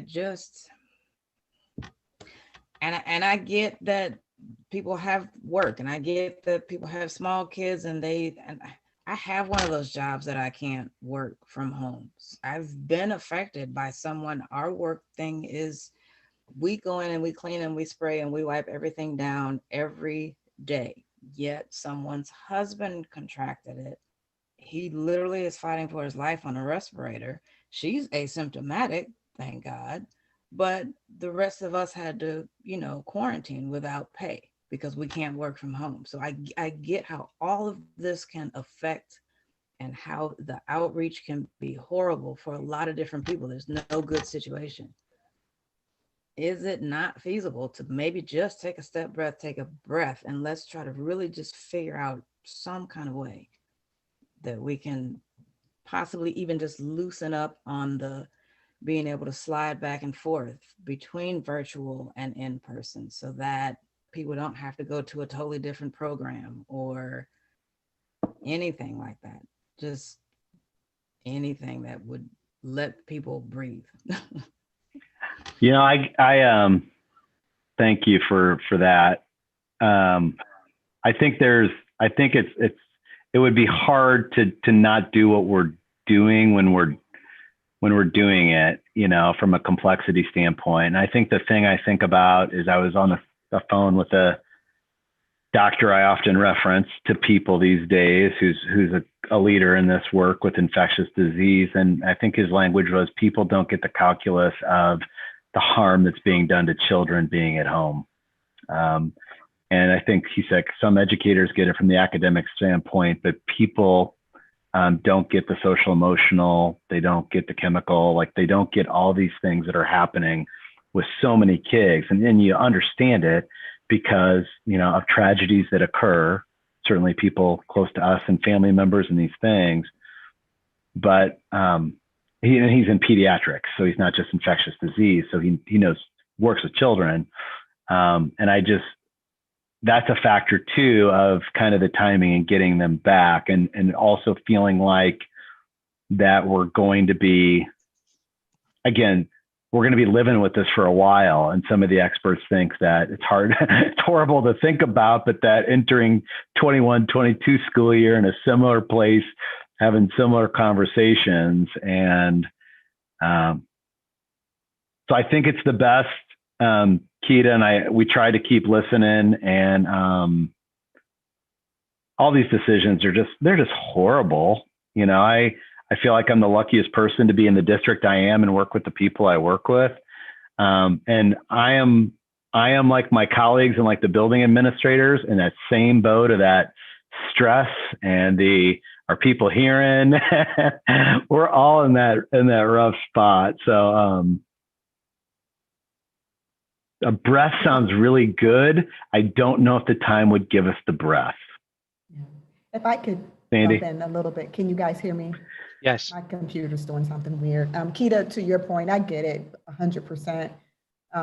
Even processing it, if I can just share a little side story, I forgot what time my son got out of school today. I had to call and find out what time's dismissal, because I didn't know. And he's at Hixson right up the street. So I get it. I completely understand and I haven't figured it out. And I've been talking with my colleagues in the HR world, but you know, the problem with, I think you said, allowing people the option to kind of fluctuate a bit, you know, to go from responsive to virtual, is that staffing piece. And that does raise the anxiety of staff, because I could say, you know, if we open it up and there's 20 kids that want to go from responsive to virtual, then that means they potentially lose their teacher that they've gotten to know since August. And so now I have a new teacher. And now this teacher is saying, oh, now I have new kids. And so the one or the two that could, probably not going to cause that much of a ruffle. But once we open it up to the entire district. And we would have to afford everybody the opportunity that whenever, you know, parents determine to make that shift, and then we would literally have to be moving adults, changing teachers, modifying support services, as Jason talked about. So one thing that we can provide to teachers in these uncertain times, at least that consistency of, I'm a virtual teacher for this semester. You know, typically you're a teacher for the year. Like, you're not thinking about, you know, what you're teaching and what world you're in. But that's the one consistency that we've been able to provide them. And that movement kind of takes that another whatever security that they feel like they have, it just removes that from them. So that's the hard part about it. And how would you set up that structure? And if you get too many names, will you deny parents? And what basis would you deny? And it just becomes, and so we're managing that, and then all the while managing the needs of the teachers. So that just creates a whole nother piece. Well, to be clear, Sandy, I didn't mean like, and I just want to make sure, I didn't mean like, oh, this week I'm going to be virtual, next week I'm going to be in class. I wasn't meaning that kind of fluctuation. I just meant if I get to a point for whatever reason that I feel, oh gosh, I really don't feel safe. I want to pull my kids out and put them in virtual. You know what I'm saying? That they don't lose, that they're not going into a whole separate program, meaning Launch or Edgenuity or any of these other type of things. I'm not saying give people a chance to just go, you know, that's not what I'm saying at all. I'm just saying, or for instance, if we have to quarantine, God forbid, not, and I know that you guys are working really hard at trying to keep, you know, being able to help kids keep up with their classes. I just meant that piece, you know. Yeah. You know, And I'd like to, if we can talk about it later, I'd like to just to really get a better understanding too. And if there's a structure that we can consider, by all means, we're open to it. But even with that, if you get them in there and you're not comfortable and you want to pull them out, like, is there a time frame for that? Is there, you know what I'm saying? Like, so what do those pieces look like logistically when communicating it to staff? So I'll email you later, we can talk. Okay. Along those same lines, can I ask a question? Sure, go ahead.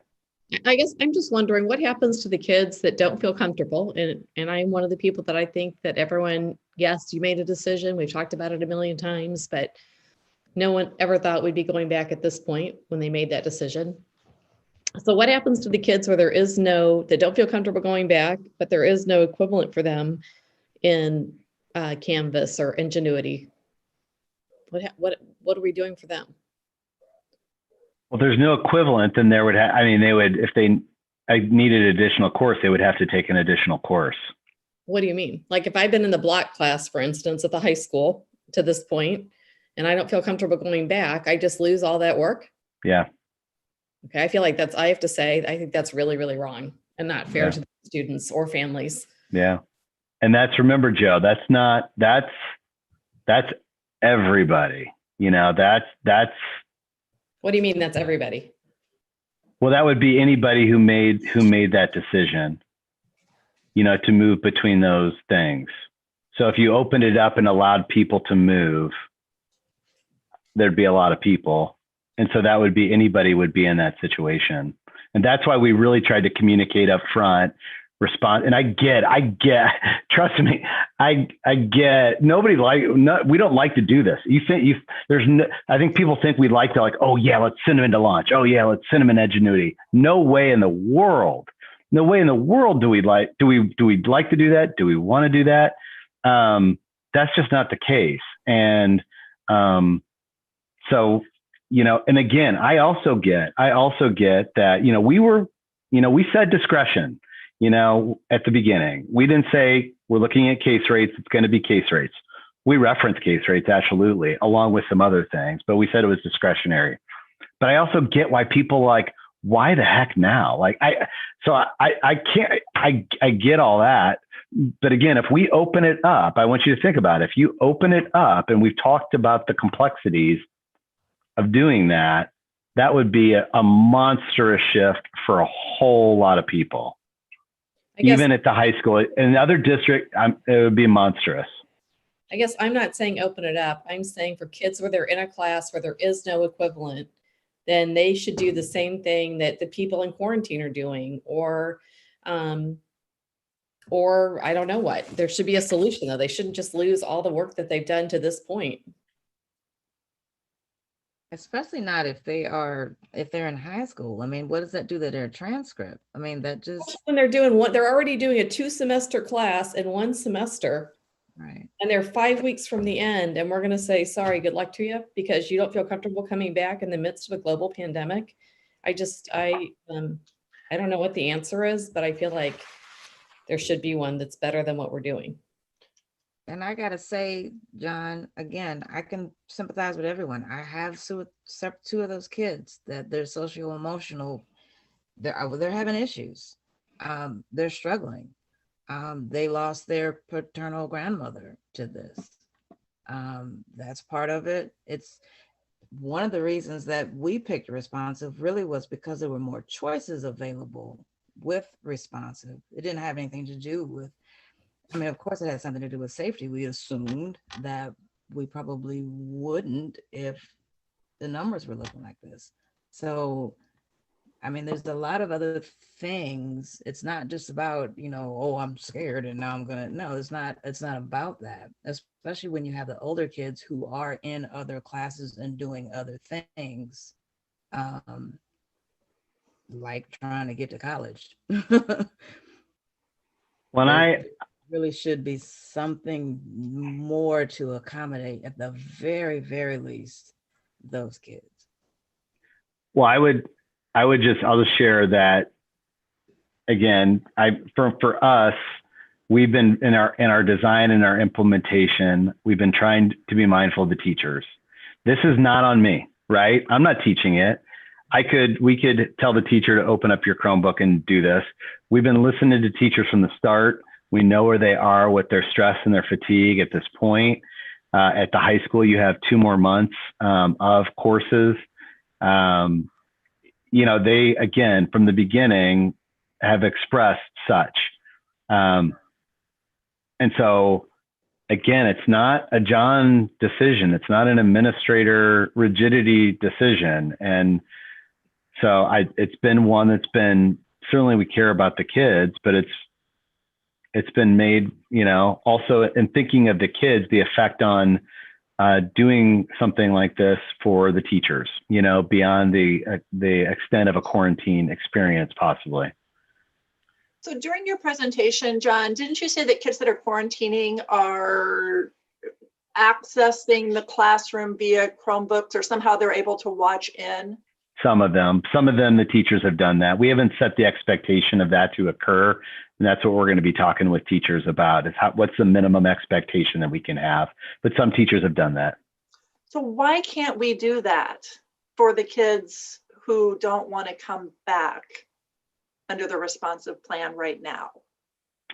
The reason that we haven't is because the effective teachers operating in the two separate worlds, and the impact on them of that, as well as, there's some other factors at play, but I would say that's the primary one.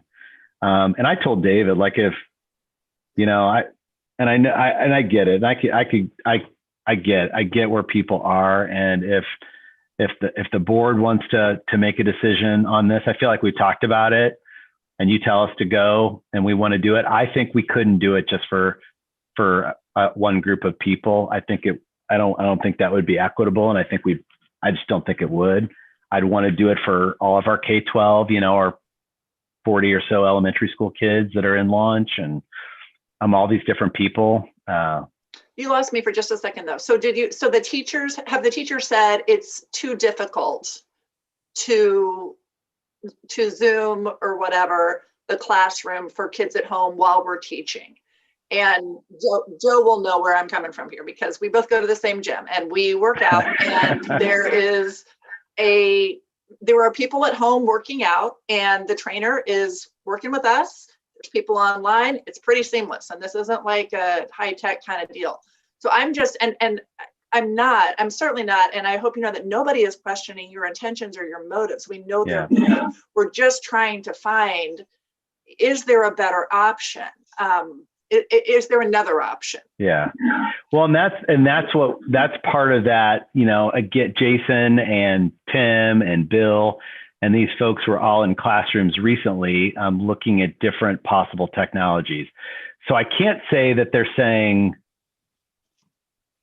we knew the frustration. We heard over and over again about Zoom, upload of videos, all the frustration with the technology. So I can't say that people have said it's too hard, because most people haven't done it.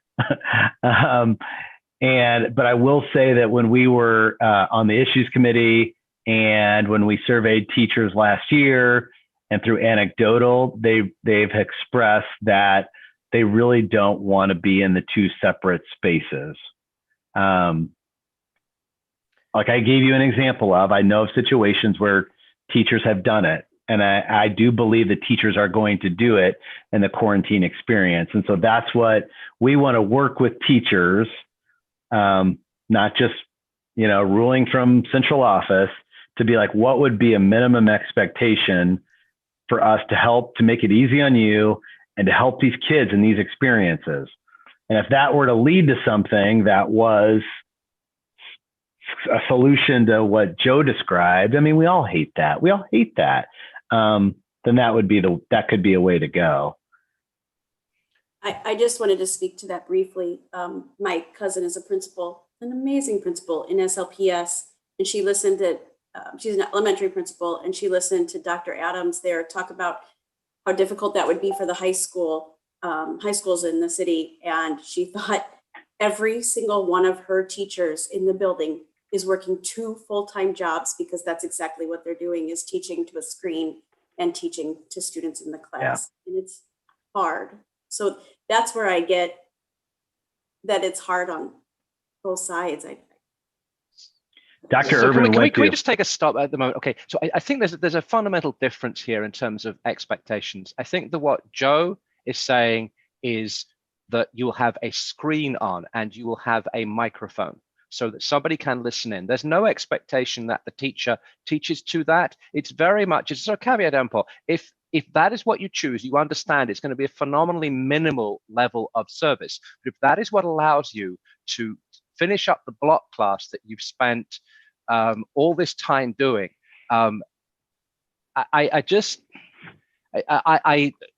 understand we're taking care of a small number of children by doing this. And I understand that it would be great if we could go and instantly do something for everything else. But at the same time, I do think we need to prioritize. And I think we need to recognize that these students, by doing this for these students, we're not harming any other students. So what we're doing is we're raising a group of students up.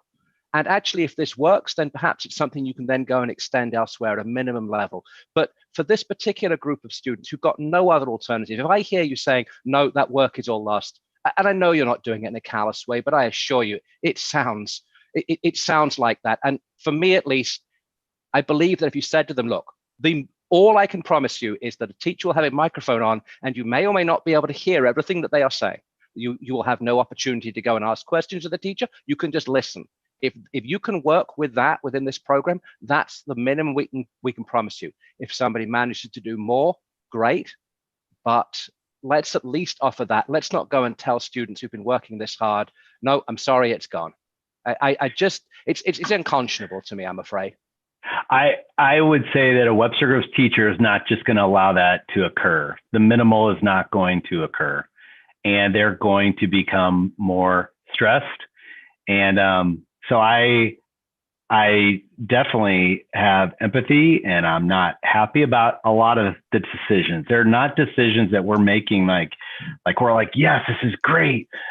John, nobody is suggesting you're saying it's good. Nobody is suggesting you're in favor of this at all. And nobody's suggesting this is equitable. What we're saying, and I understand that some teachers are going to go further and more power to them, but if you go and empower them and say, look, I expect you to do nothing other than this. And if it's in any stress or anything else, please just do this. I mean, let's trust our teachers to do what they can, please. David, how could you stop with an clarification on this issue? I'm sorry? Clarification so that we're all talking about, I want to make sure we're all talking about the same thing. I think what Joe and myself, I think at least what I was suggesting is, I think there's a difference between what we're going to do between now and next semester versus what we're going to do starting next semester. So it's starting next semester. And that's why I asked the question earlier. Yeah. Let's be real about what, starting next semester, it's different. Yeah. So I think for purposes of can we use a webcam or whatever, we're only talking about the rest of this semester for the kids who chose responsive, understandably thinking that we wouldn't go back with the numbers increasing. Is that accurate? Am I misrepresenting where everybody's coming from? I guess the only thing I'd say, though, is what's to stop that from happening again? I mean, if people don't feel comfortable towards the end of next semester because rates are going up again or whatever it is, maybe someone closer to their family has, I don't know, but I feel like we're kidding ourselves if we think it's a one-time thing. I would agree. And I just wouldn't feel comfortable of allowing, I would want it opened up to everybody. I don't feel good about it just being for some groups, just because I don't understand, John. What do you mean by some groups? Who? AP students and I think that's just because I've heard a lot, maybe from parents of AP classes. Like I would want, if we did it, I would want children in the middle school, like to have that same benefit, children at any classes at the high school. And I was referring to 6 through 12. Okay. 6 And through 12. the The rest of this semester. The difference for the rest of the semester is that some kids don't have another option. That's the difference. That's why I mean, I don't think it's an equity issue. If there is no option for you in one of these alternates programs, that's different than you're just saying, I don't want to switch to Canvas. I like my English teacher at Webster better. It's different when there is no other option for you, when you can't switch to Canvas or Edgenuity because there isn't a class. Yeah, I do want to reiterate that, again, we had about 400 families, 400 kids that knew that they weren't going to have access to all the classes, like Keita was saying, because they chose the virtual program. And I don't fault people. Believe me, I have friends that have emailed me and have been like, why are you going back?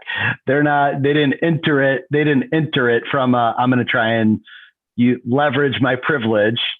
There are those, but that isn't everybody. And so again, at this point, with all we're going through, with all our team is going through, if you, the board, make a decision and say, this is what, because I mean, some of us are at odds. So if the board is a consensus, wants us to do something, honestly, I'm happy to do it, and we'll implement it, and we'll do our best to make it happen. But it's been debated a number of times. And so I kind of have a little bit of that fatigue with the topic. And so if it's a direction you want us to go, tell us to go there, and we'll make it happen.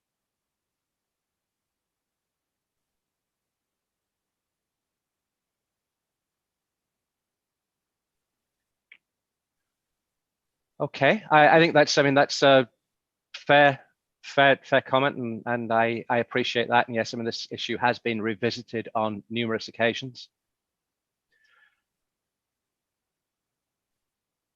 Yeah, also, at the end of the day, I feel like you kind of nailed it on the head, John. I feel like the issue is people knew up front virtual had different and less offerings than in person, and that was made clear. And yes, you are putting your faith or whatever in responsive learning and what that meant, but we didn't really know at that time either. So some people did that. Some people went maybe the responsive route because they wanted those classes or those choices of classes. So I feel like it's, we change it, and it's, look, we're in a pandemic. Like, you can't have everything. Like, no one can. It's sad. I wish there was a way, but we can't offer everything to everyone because it's just not possible. I don't know. I feel like it was made clear up front, and I'm with John on this. Adamantly disagree with that statement. It was absolutely reasonable for anyone who made a choice in August, when the numbers were what they were then, to assume, and yes, I know the saying about assuming, but I think it's a reasonable assumption that we would not be going back to school when those numbers were worse than they were when we decided not to open in the first place. I don't think that was an informed decision for those who made the choice to do responsive. And again, I just want to be clear, I'm only suggesting we make an alternative option available for kids in grades 6 through 12.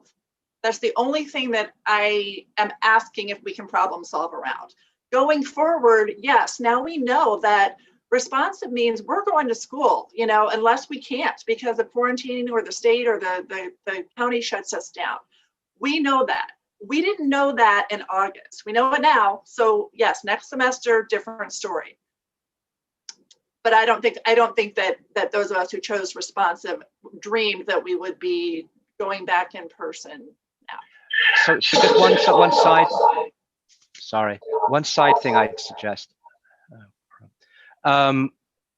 If I would still, next semester, I would still like us to have something in place for children who are forced to go into quarantine, who choose responsive, who are in school, and then through no fault of their own have to go into quarantine. I would like us to see us do something there. And my understanding is that Dr. Simpson and his team are putting something together for that and for those specific students.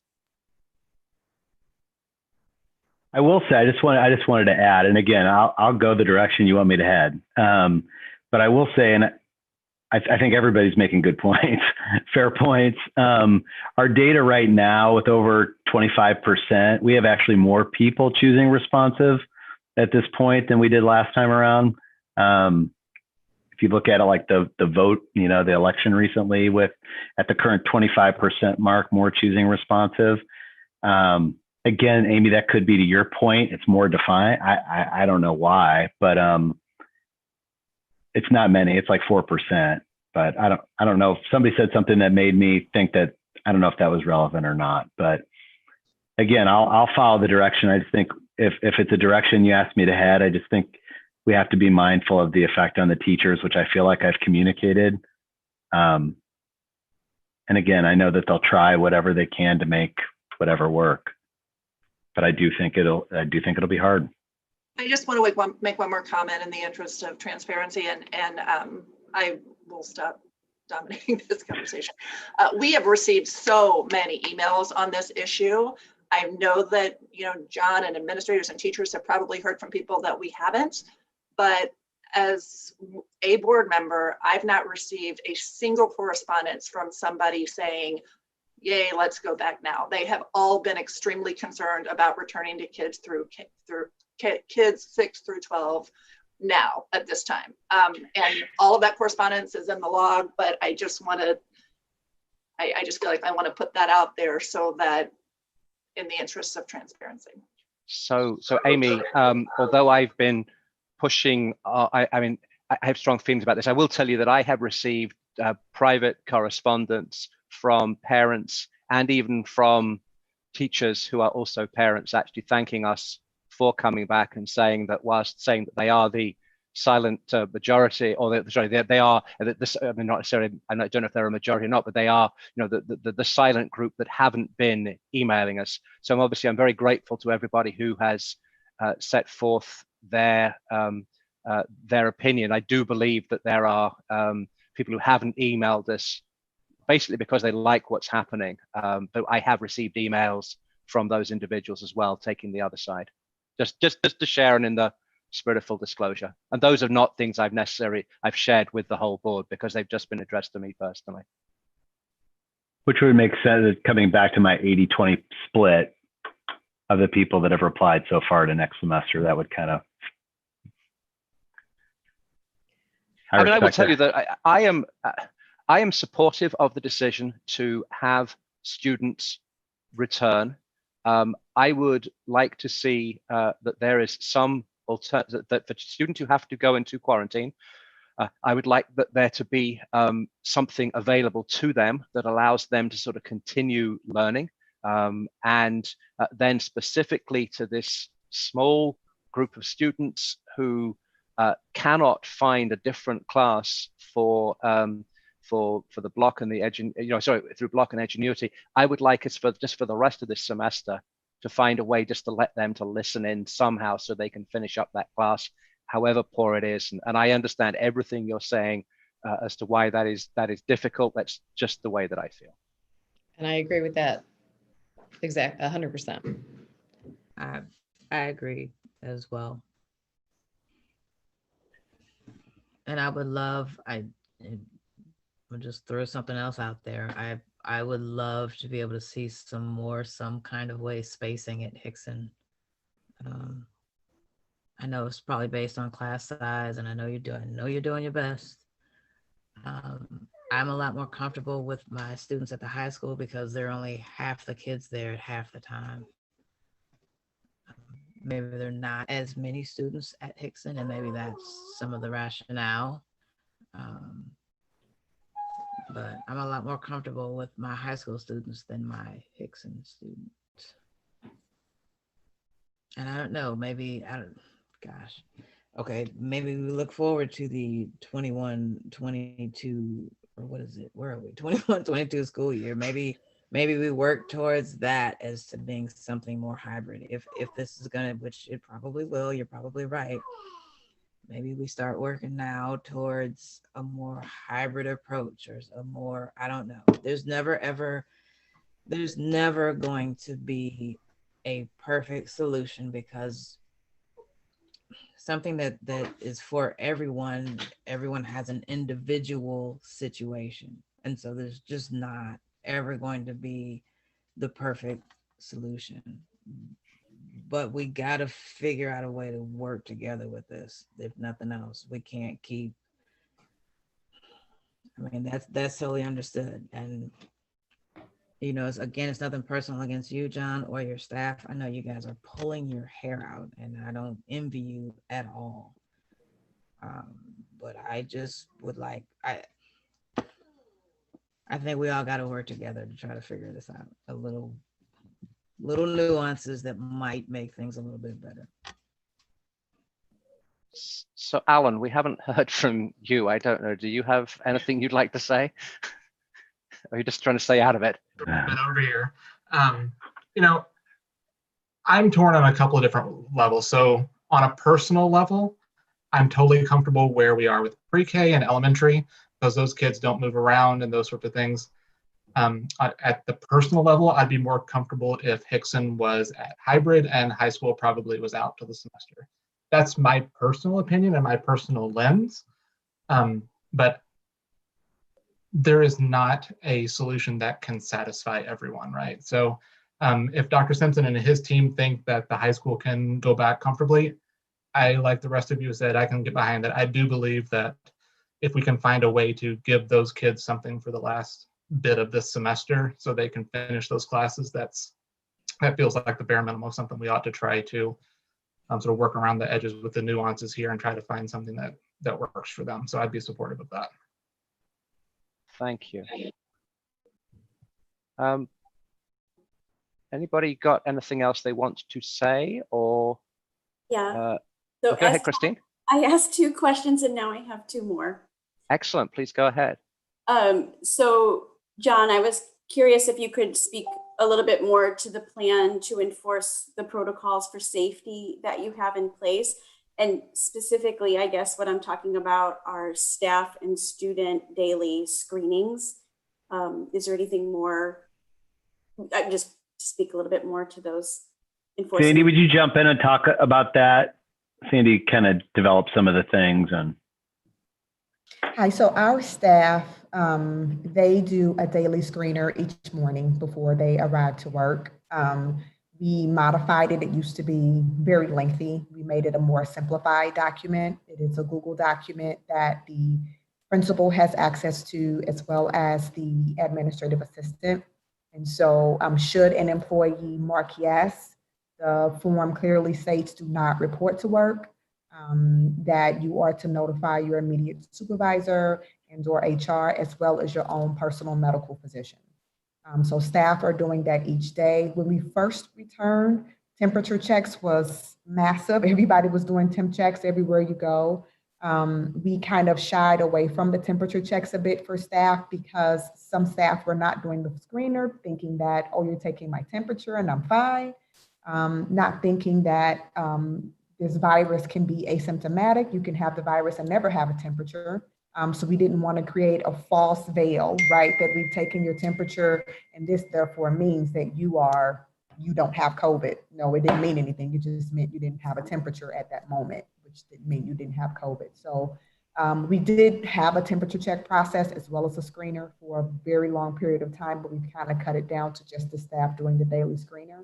And they do it each morning and we modify it and we look at it each day. And that's how we know in a lot of instances before staff arrive that a staff member is out. With regard to the students, we did have, or we created a daily screener for the student, for the parents to consider.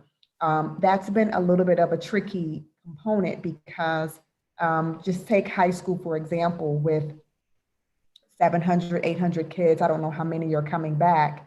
If we have staff, if we are asking high schoolers to complete it each day, then that means we have to have a system of somebody checking it before they actually arrive. And so what is the system or process that you have before 8:25 to have enough staff in to check and make sure you have 700 or 800, documents. And then if you don't have it, then what do? Do you tell the child at the door, oops, you can't come in, And so what we have communicated, hopefully, is that the screener is here. It's for you as a family to have and see. We ask parents to check that each morning before their children exit the house and make sure that their children are not exhibiting those symptoms. Should they exhibit the symptoms, they are to complete the form, or they can reach out to their school nurse or admin assistant so that we can know that the child is out. And so that's the other component too about the temperature checks at school. So again, high school, we're trying to minimize the flow. So do you have a line full of kids at the door waiting for their temperature to be checked? And so just scheduling some of those components or pieces just were not something that we were able to do effectively. But it is the expectation that every student and every staff member is previewing some parents are doing it for the little ones, or previewing the screener. If you have a yes for any of those symptoms, do not report to school, do not report to work. And it's really been effective. We have had a good number of families that are just like, I'm just keeping my child home, call the doctor, and then the child is released to come back to school. So that's really been our process for right now. Thanks, Sandy. I think I would just advocate and encourage for a temperature check that every student and teacher does at home, not necessarily the gun app as they come into the building. That is part of the protocol for me going to work. I'm not going to work, but if I were to be on campus, I'd have to take my own temperature. And then the second question is, do you have a thermometer? Right. Now we do have it on there that to please check your temp. Like, how do you know typically you feel fine, but please take your temperature, ensure that those things are fine. Those things are there. Again, do I have a thermometer at home? Most moms, like my son, I put my cheek on his head. You feel kind of warm, that's kind of your system. But yeah, that's an excellent question and point that we could probably talk with the nurses about. That should some families not have a thermometer, can we partner with someone to get them in their hands just to support that? So thank you. I'll write that down. Thank you. And then my second question is, based on information that I saw come through, John, from a group of elementary school teachers, I wonder if you have a plan to strengthen communication within the district between central office and teachers. I don't have anything, nothing new. We have to just continue to try and do a better job. We've been drowning. I actually talked to a high school principal today. I actually put on my calendar, school visits at 2 schools twice a week, just because of the disconnection. And we put out, we have staff news that goes out. We put out that bi-weekly message, but we could only try and improve that communication. So there isn't anything new at this point, but we know that we need to get better. Just a hard time, but it's important. Yeah, I was just going to ask on that same note that, is there a way that we can ensure that on the weekly emails from the different schools that just reminding people of these checks and things like that goes out? I feel like it should be there just because I know it's not normal yet necessarily. But I think that did come up as some of the correspondence between parents. Yeah, we do that. I did want to come back, and I really don't want to come back, but I do want to come back to the idea of the streaming. And I really want you as the board, as the group that's making the decision, to understand the enormity of what I know you don't feel you're asking, but that you're asking from our teachers. And when you think about like a Webster Groves High School with 350 classes, I don't know all the Edgenuity course offerings or launch. You're going to have, I don't even know. I can't even say 60 to 70 teachers that are going to be feeling as Christine described at a time when they're already stressed. And that's just at the high school. And then you're going to have not as many at the middle school and at the 6 through 8. But there are some, obviously will be some that you have there. And you've heard me say it, I will follow your direction, but I just feel obligated as those directing me, just because I know we're going to hear it. We've already heard, this is going to be big. So I just want to make sure that I state that before we move. Okay. I would be welcome to hear ideas. I mean, the whole point is not to, this is what you're going to do, but the whole point is, hey, what can we possibly do? You know what I'm saying? What could happen to where maybe you're not as stressed? I understand, I get it. Totally get it. It's not a matter of you do Zoom and that is that. It is, hey, and if you really can't come up with anything, okay. But I feel we at least gotta try for some of these kids. There's no way to let them work like that and then just say, whoops, screw you. I know it's not what you're saying, but I just feel like we gotta try something. I do have another question about actually the nurse's office. That was a question that came across in one of the emails, which I was curious about as well. Are there separate quarantine quarters for kids who might be exhibiting Yes. symptoms? Okay. Yeah. Okay, so I'm wondering if I can just make a motion that we, for every class at the high school for which no alternative exists, we can offer some sort of virtual option for those students that chose the responsive plan and don't feel comfortable going back. And that virtual option may include, at the very minimum, the ability to listen to the teacher or what they're saying, and view the smart board. Okay. Have a motion proposed by Mrs. Dahl. Do I have a second? I have a second from Mrs. Clendenin. So discussion.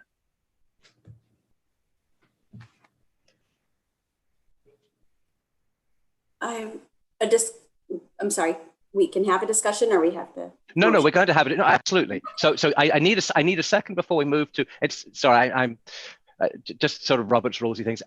So we need to have a second before we move into a discussion. Having got that, we're good, and now we can we'll have a discussion for as long as board members choose to do that, or until somebody proposes we move the question.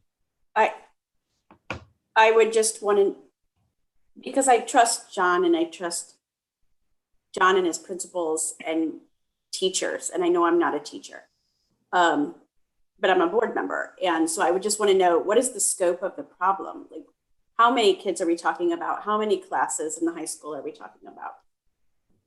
I would say it's a lot. And I think what you're going to see, what happened in another district that did this, you're going to have a lot of kids, you're going to have a number of kids that want to go home. Now, I know we're saying only for those classes that would be replaced, but I do think, especially for the older kids, it's going to be a lot. It's going to be a lot of classes.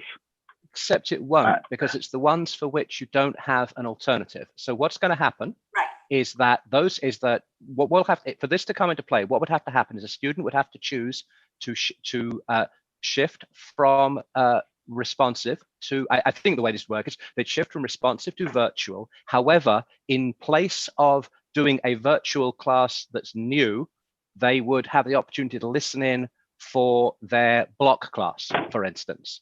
So that they'd be virtual for everything else, but the block class, and it would be outside the school system, but for the block class, they'd still carry on doing the block class. If there's an AP class where they're that far along, the AP class, they'd be able to listen in, but the rest of it, they're going to go and do virtual. We're not talking, and so I don't think it's going to be that many. I don't know how many students are in the block class. Or how many students Trust me, it's going to be a lot. You're not going to have an industrial tech class in Zoom or Launch. Jason, you want to jump in? You're not going to have. How are we doing industrial tech? You're not going to have a lot. How are we doing industrial tech at the moment? I mean, the kids are back. how are we doing industrial tech last Jason, week? can you answer that? Sure. So with industrial tech, with fine arts, they've obviously had to modify considerably what they do. A lot of it has been independent, home-based projects. Obviously, they're not able to use the equipment. They're not able to do some of those typical things that they would technically do. But with a launch or with an Edgenuity, they might offer a fine arts or a practical arts option, but it won't match up with all of the options that we have here at Webster Groves. And so we currently have 55 students at the high school who have wanted to move from responsive and are now placed in Edgenuity at this point. And so those numbers are as of the end of today. So within those numbers, I would see some of those students likely in the position that we're talking about. I think to the point that John is trying to convey, I don't know that if this moves forward in that direction, that it stops at those 55. No, hundreds. That's the worry, is then when do we cut that off? Is it as of today? Is it throughout the rest of the semester? Are we continuing to do this? Those are some of the questions and wonderings that I'm trying to figure out myself. Jason, I don't think you could cut it off today, because that wouldn't be fair for people who made the decision to stay. You'd have to open it up to everybody, and you would have hundreds. I'm sure you would. So we could do the math. It wouldn't be hard. I mean, it probably would be pretty labor intensive to figure out the number of courses. It would be a lot. I can't imagine I don't know all Edgenuity's offerings, but I'm confused now. So I thought that we were just referring to the kids who, like, say, for instance, were quarantined, couldn't. I wasn't aware. Are we now talking about giving kids just the choice to do this, or are we referring? I thought we were talking about the kids who didn't have a choice because they were forced to quarantine or had gotten sick or something along those lines.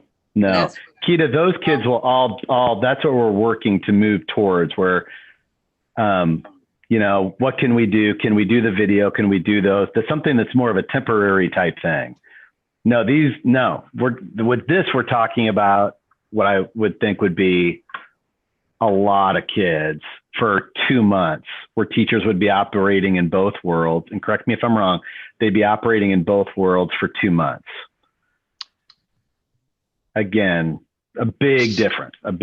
So just to listen to Joe's motion, they would be turning on a computer, or rather they would either be turning on a Chromebook, or they would be sharing their screen, and they would be wearing a microphone. And that's what Joe's motion is calling for. And those students would be doing all of their classes virtually, and it would just be the block class. I suspect it may be some of the AP classes. Maybe it is the industrial tech class, and maybe a student wants to be able to listen in to the industrial tech class, and that will be sufficient for them as well. I suspect probably not. I just want to say we can't. I don't think it's fair to say how it would look, or that it would be a minimal thing. Like, I think that would, and I know there's no intent there, but I think, again, Webster Groves teachers are not going to let it be the minimal. If they have kids for 2 months, it's going to be a lot. So, and I'm sorry. I mean, I'm board president. I should not be going and doing this, and perhaps I should let somebody else be leading the chair through this. But I'm sorry. Can I one point, and then I'll let you go, Amy. To say that because you won't do this because some of the teachers will go further than the minimum that you're asking them to do does not seem to me to be a reason not to go and do it. Amy, what did you want to say? First, I appreciate Joe's attempt to push this issue forward, but my concern is that this is exactly the type of detailed decision that none of us is qualified to make, nor should we be making as a Board of Education. You've heard me speak pretty clearly about what I think, and I think you've heard a majority of board members say that they're extremely concerned about the lack of options for students who chose responsive in August, and what can we do for those kids between now and next semester. Rather than having 7 unqualified people tell you how to do that, I implore you to please give us an option. That's all.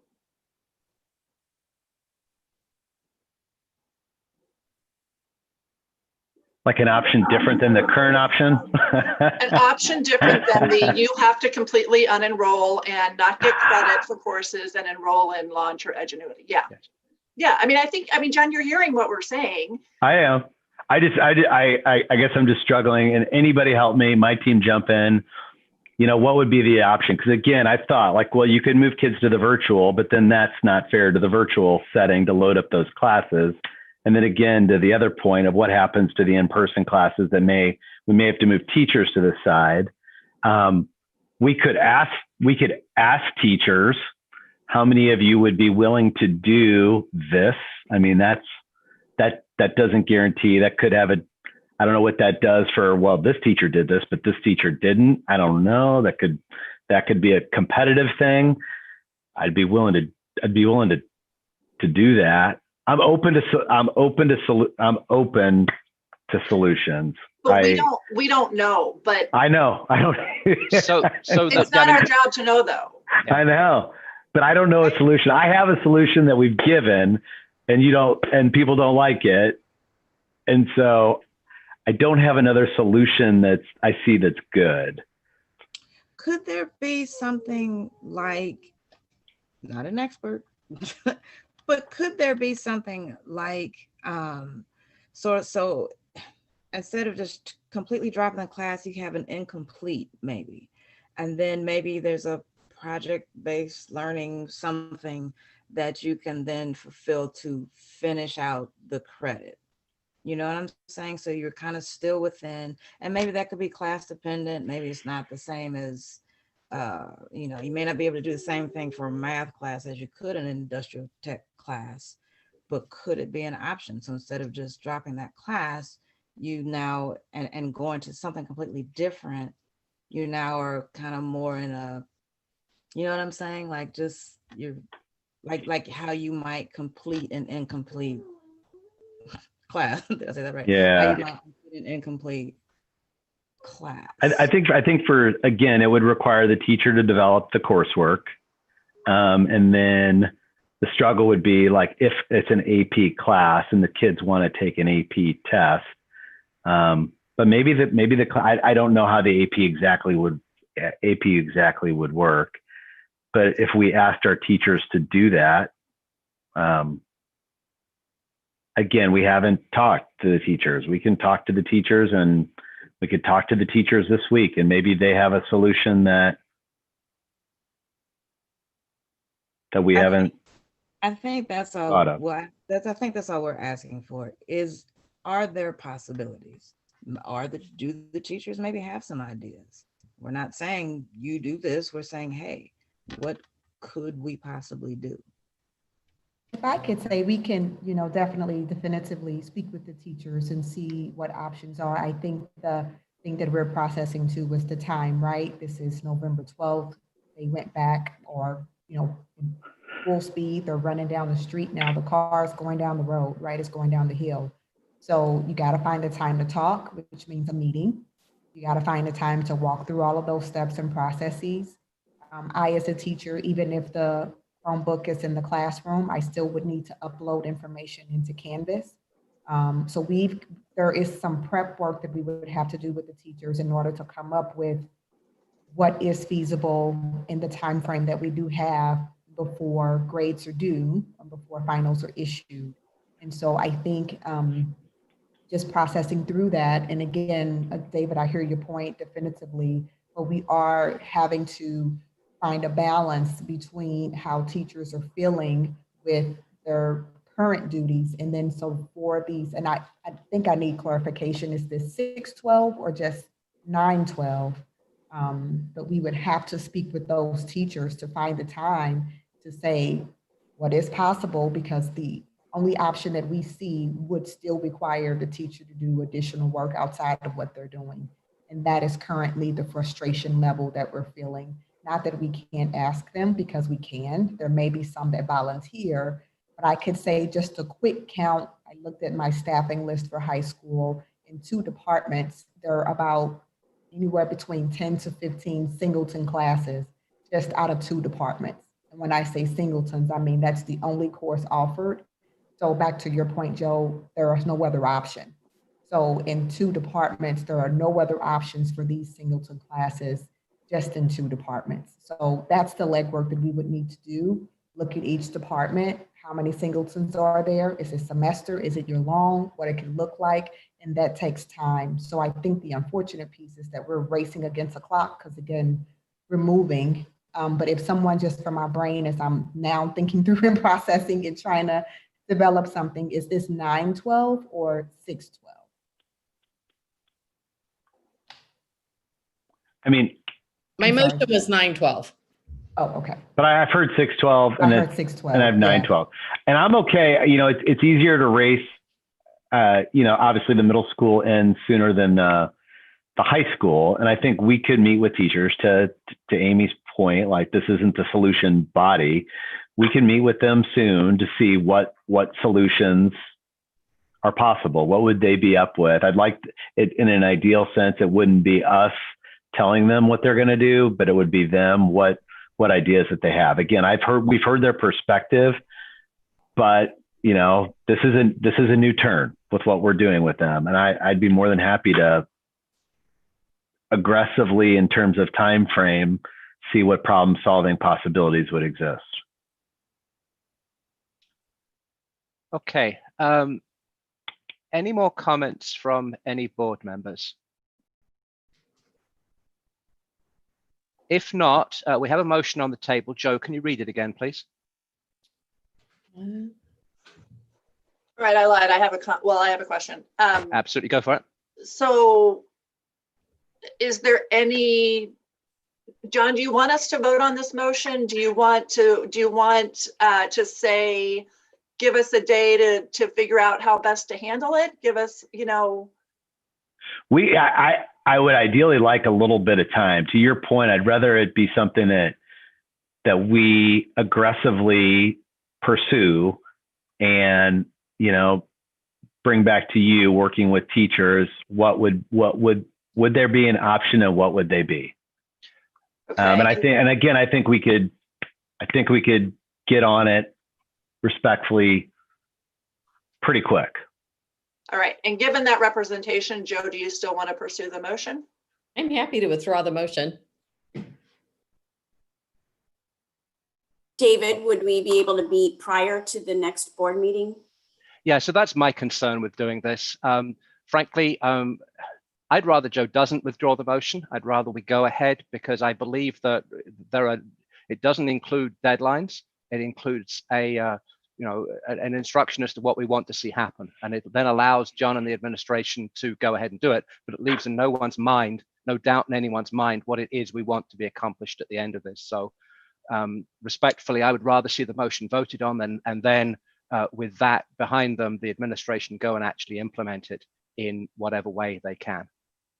I just hate to put you guys in a bad spot where the teachers say we don't see a solution and the board says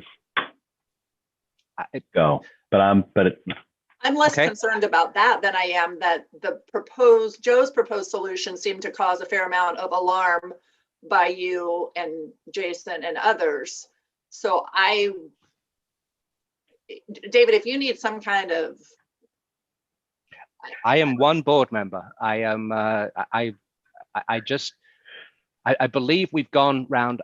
So here's my problem. Okay. So I won't vote. I will vote no on Joe's motion, but okay, that is not to say that I don't want the administration to make a recommendation. Okay. All right.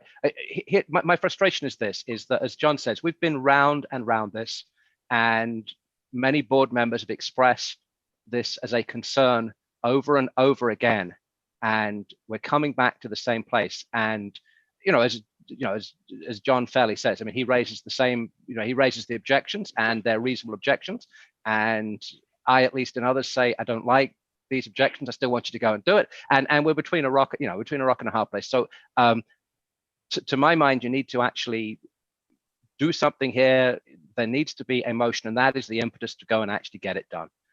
If on the other hand, but I say I'm one board member, if others don't want to do this, if they'd rather go and hand this over, then that is good. And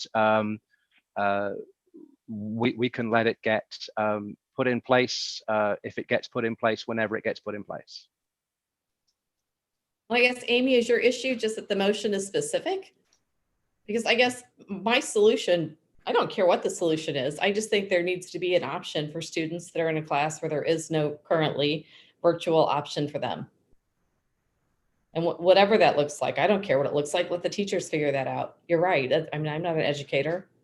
Yeah, I know that's what you meant. I was just concerned about John's reaction to your particular motion. So I don't want to problem solve this issue either. Yeah. So I want to move us forward, and I'm open to whatever does that. Yeah. And to be clear, I'm good with the solution. I don't care how the solution. I don't care overly much how the solution goes, but I would like to see a solution that doesn't involve you have to abandon the work that you have done so far. Agree.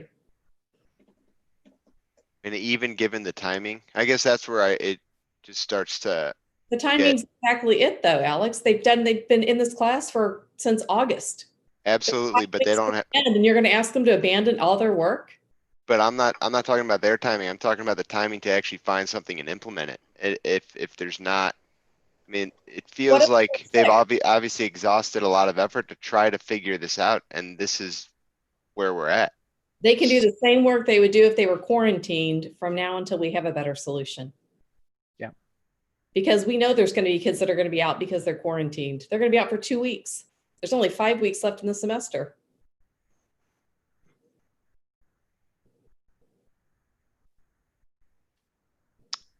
And I'm even okay, and loosening the strings a little bit. If we can't find the solution for January, again, is it possible to maybe just give them an incomplete, and then maybe the solution occurs next semester? Like, just anything really at this point should be on the table. Just as long as they, you know what I mean? If we can't get it done by January, then what can we do to at least by the time especially the seniors, by the time they graduate, here's like a good thing that we can have happen. So Keita, I don't think we're talking about getting it done by January. I think we're talking about getting it done by next week. I mean, I think that you've got your minimum level has to be in place that quickly. Otherwise, if we don't have anything until January, it doesn't matter, because they've had 5 weeks when presumably they haven't done anything, and they won't pass the class. Well, I guess that's what I'm getting at. Is it a possibility to then just say, hey, this is an incomplete, or what options do we have with that? Even just with that, even with just the time frame, so that the teachers aren't super stressed. Is it a possibility to give them an incomplete, and then if something better comes up, or you know what I'm saying? You know what I'm trying to say? I get there's a time thing. Even that can be an option. I just wanted to add, I was looking at the board's vision statement, and it says that the Webster Grove School District will lead in purposeful innovation. And I'm just wondering, not only might we talk to our teachers who are in these two programs that Sandy said, or two departments that Sandy said, but maybe within these classes, the students, can the students themselves come up with a solution that would allow them to, as Joe said, not abandon their work? My hope is that there's something. Yeah. Well, I was thinking like maybe a project-based learning thing. Again, anything, not just this is it. And yeah, So I think from the board's perspective, I think that, bearing in mind what Amy has said, and which I agree with, I think from the board's perspective, the instruction is find a solution, whether the solution, how the solution works, whether it's project-based learning, whether it's take-home classes, whether it's whatever it may be. I'm certainly not qualified to go and suggest what that should be. But the idea that there needs to be a solution other than this is done, I do believe that that is something that it is appropriate for the board to opine on. And is that for every high school student that wants to go virtual, or the 55? No, that's for every student who's in a in a program, who's in a class where they cannot, where there is, where if they move to virtual, there is no alternative for them to move into. And so specifically, it's the block class. I don't know about any, and I realize it's a tiny minority of this. At least I am focusing on a small minority. What, sorry? Wouldn't that also include Steger and Hixson, because they have nowhere else to go? If there's a special class that's not an Edgenuity or Launch? Like what? Would that be at Steger or Hixson? I would be, honestly, I would prefer, because Hixson's, their semester and Steger ends sooner than high school, correct? So if whatever option you guys can find can be made available to responsive students at Steger and Hixson, we're only talking about a short amount of time. Can I add in just, there was a question about what's not offered at Hixson. So some of the elective choices that we have available at Hixson and some of the elective choices that we have available at Steger do not translate to courses that are offered through Launch. Can you give an example?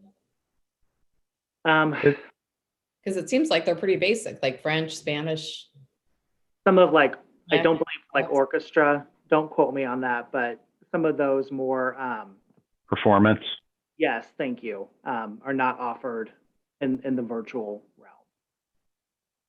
The technology classes as well. I mean, I can I'm working on creating a master list of courses. Is or is not offered? Yeah. It's not out. Well, technology, I don't think is offered in Launch or Edgenuity. It's not.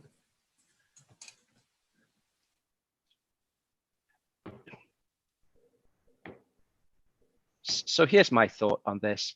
There may be courses where, there may be other courses, and I understand the desire to include as many people as possible. And I understand, and always we want, in our desire for equity, we don't want solutions that are just limited to a small group. But on the other hand, if by doing this for this small group, you're not harming anybody else. Yes, it may not be fair that others aren't offered the same choice, but if you simply say, I won't do it for anybody, they didn't get that same choice anyway. So you haven't taken away anything from them. All you've done is you said that for the students for whom they have spent all of this time, and I say one of my daughters went through the block program. I was going and talking to her about this just to find out what's involved, and even just the idea that you wouldn't be able to do it, as I say, I mean, I can't get my mind around that. And frankly, if the only ones that it goes to is, let's say it's the block program, it's the only ones we do, that's, I realize that a lot of others say, why wasn't I able to do it? But they're not going to get it anyway. All we're trying to do is to say, is there some group that we can do something more for, not harming anybody else? And so that's why I'm pushing this, and I'm passionate about this. Yeah, but David, if we just pick any group, are you going to let me pick which group? Because again, we've heard from a certain group. I mean, the AP is the group that we've heard from the most on this matter. And so again, I don't feel it would be, again, I feel we've taken steps back in terms of a district that's talking about equity to just favor this particular group with this. So. Okay, but if you don't do this for this group, if you don't do it for anybody, nobody gets this. At least this way you've helped somebody out. Yes, if there are other groups that you can help as well, I'd love to see you do it for as many as you can. I'm not trying to restrict it, but I'd like to see you do it as broadly as you can. But I realize that there's sort of feasibility issues. And so I'm saying that I would you have to put priorities somewhere, and it's not necessarily nice. Priorities are difficult. Priorities involve you making choices that don't seem good.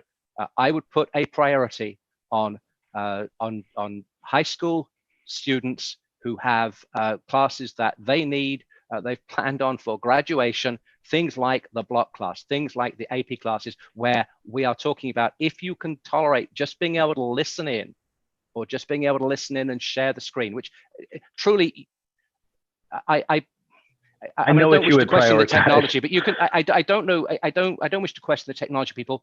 But I assure you, you can install Zoom on a computer in a matter of minutes. You can make that available to people in a matter of minutes. And that is not difficult to put in place. That doesn't involve putting anything up on Canvas or anything else. I realize that's going to be seemed at a minimum, but I do believe you can put that in place quickly. Dave, and correct me, I'm not worried about that. I'm worried about the teachers. I'm worried about what they've said all along about not wanting this done. I'm okay going with them to problem solve solutions. If the board says there's no exception to a solution, then I tell them there's no exception. There's got to be a solution. So again, this isn't a John thing. I'm not teaching the class. I've got the technology. We've got the money if we need more. This is not about that at all. It's about another thing at a time when we've made a decision, we were clear, and I get where people are with things. Nobody likes to do this. Again, I make decisions daily that make people mad, people that I care about mad. Mm-hmm. And so again, I know what your priorities, I know what I hear it. I know who has been, really communicating with us regarding, but I don't feel comfortable just doing, again, if we want to stay high school, great. But again, let's not minimize that it's not going to be hundreds of courses. Let's not, Sandy just referenced, 2 departments in these singletons. There's going to be a lot. I am ready tomorrow to go meet with these people. What can we do? They care about kids. What can we make happen? Would it be better, John, to maybe limit it to seniors since they are the ones with the most at stake? And then perhaps moving into next year, we can, again, further problem solve for the rest of everyone else? I don't think it's right for any of those students, whatever class it is, to lose all their work that they've done so far. I understand that, but I'm just saying is if we're on a time crunch and then go back to your give them an incomplete. Yeah. Well, again, for me, in my mind, if I'm a senior, I've still got to complete that before I graduate. So to me, they kind of have the priority because they're getting ready to graduate or trying to graduate, trying to get into college, transcripts, yada, yada, yada. I really don't want to problem solve, but I've heard from teachers who were like, we can do this. We are doing it with kids who are quarantining. I was going to say, so I don't know. Soroya had 2 classes today where somebody was just on Zoom. They were quarantined and they were just on Zoom. The teacher was okay with it. Now, again, this might be different depending on the class. But that's all we're asking for is exactly what you're saying.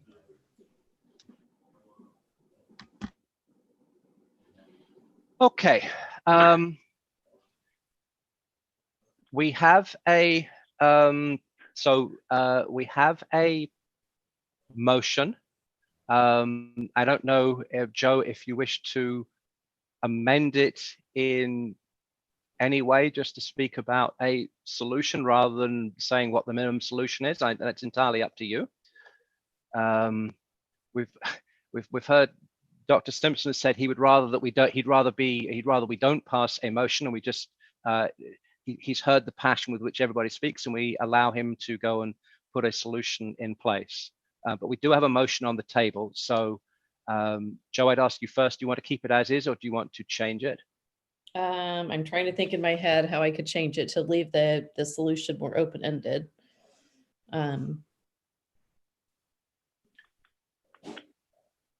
I guess. I mean, you talked about a minimum level, and so I mean, anything above that. I mean, but okay. I'm sorry. Go ahead.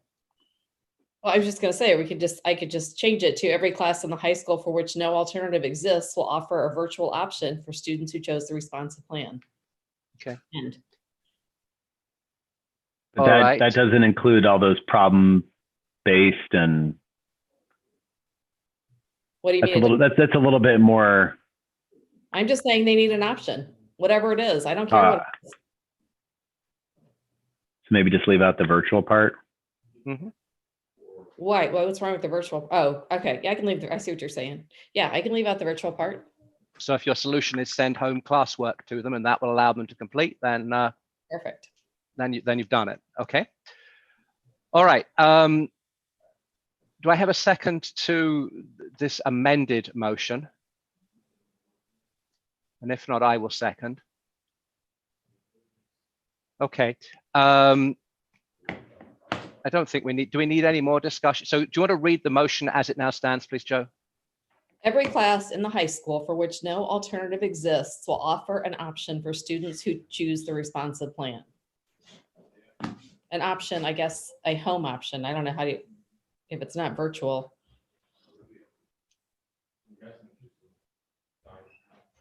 I know what you mean, regardless of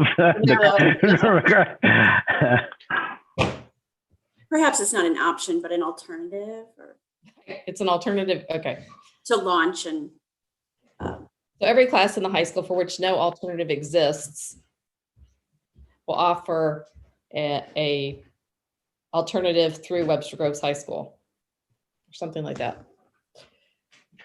So I think, as Dr. Simpson says, there's no doubt in his mind as to what it is that we mean. Yes. Yes.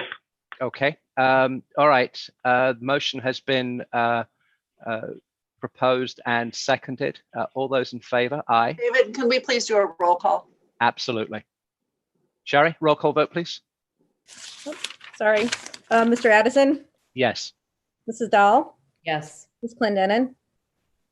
I'm going to abstain. I agree with the motion. I am not comfortable with the board making decisions about how to implement curriculum. Okay. Ms. Keller? Ms. Keller? If it's possible, I would also like to abstain. You may abstain. I do not feel comfortable. Ms. Quinn? I was thinking the same thing. I do want it done. I just don't want the stigma of a whole motion hanging over it. I think it's understood already. Okay, so you wish to abstain as well? Yes. Okay. Mr. Khan? I'll vote no. And Mr. Todd? Can't hear you. I'm going to vote no as well. Okay. Okay, that is tied 2-2, so that will go down. So that is not passed.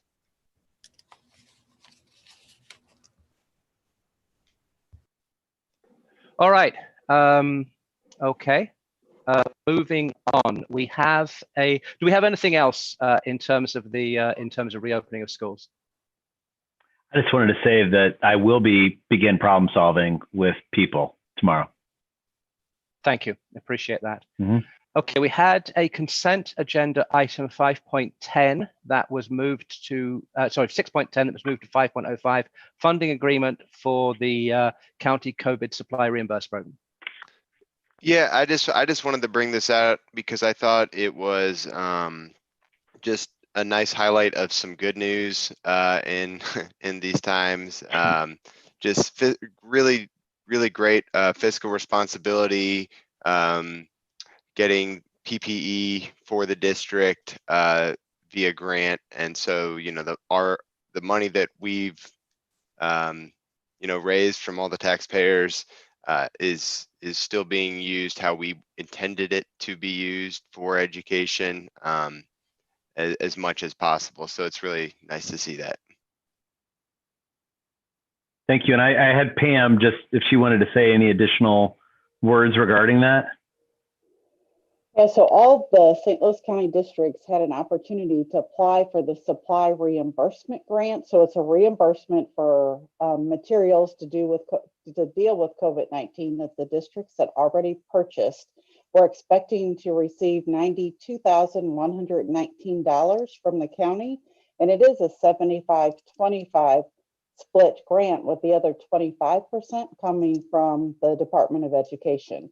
So altogether, we'll be receiving almost $123,000 through this grant opportunity. Thanks for pulling that, Alex, and thanks, Pam, for your work on it. I have to thank Joanne and Holly and Corey for all their hard work. Great. Thank you very much. Okay, I will entertain a motion to approve the consent agenda. So moved. Okay, so that's consent agenda items 6.02, 6.03, 6.04, 6.05, 6.06, 6.07, 6.08, and 6.09. Do I have a second? Second. All in favor? Aye. Aye. Anybody opposed? Any abstentions? And that passes. Did we approve did we approve 6.10 when we brought it out? If not, we need to approve it. And all right, I'll entertain a motion to approve item 5.05. So moved. Second? Second. Thank you. All in favor? Aye. Aye. Anybody opposed? And any abstentions? Thank you, John. Yep. I'll entertain a motion to recess into executive session for the purpose of discussing property. I move we recess into executive session to discuss property. And a second? Second. Thank you, Amy. Have a roll call vote for the move to recess, please. Mr. Edison, Yes. Mrs. Dahl, Yes. Ms. Clendenin, Yes. Ms. Keller, Yes. Ms. Quinn, Yes. Mr. Khan, Yes. Mr. Yes. Todd. Yes. Okay, we are recessed into executive session. We can take down the YouTube, please.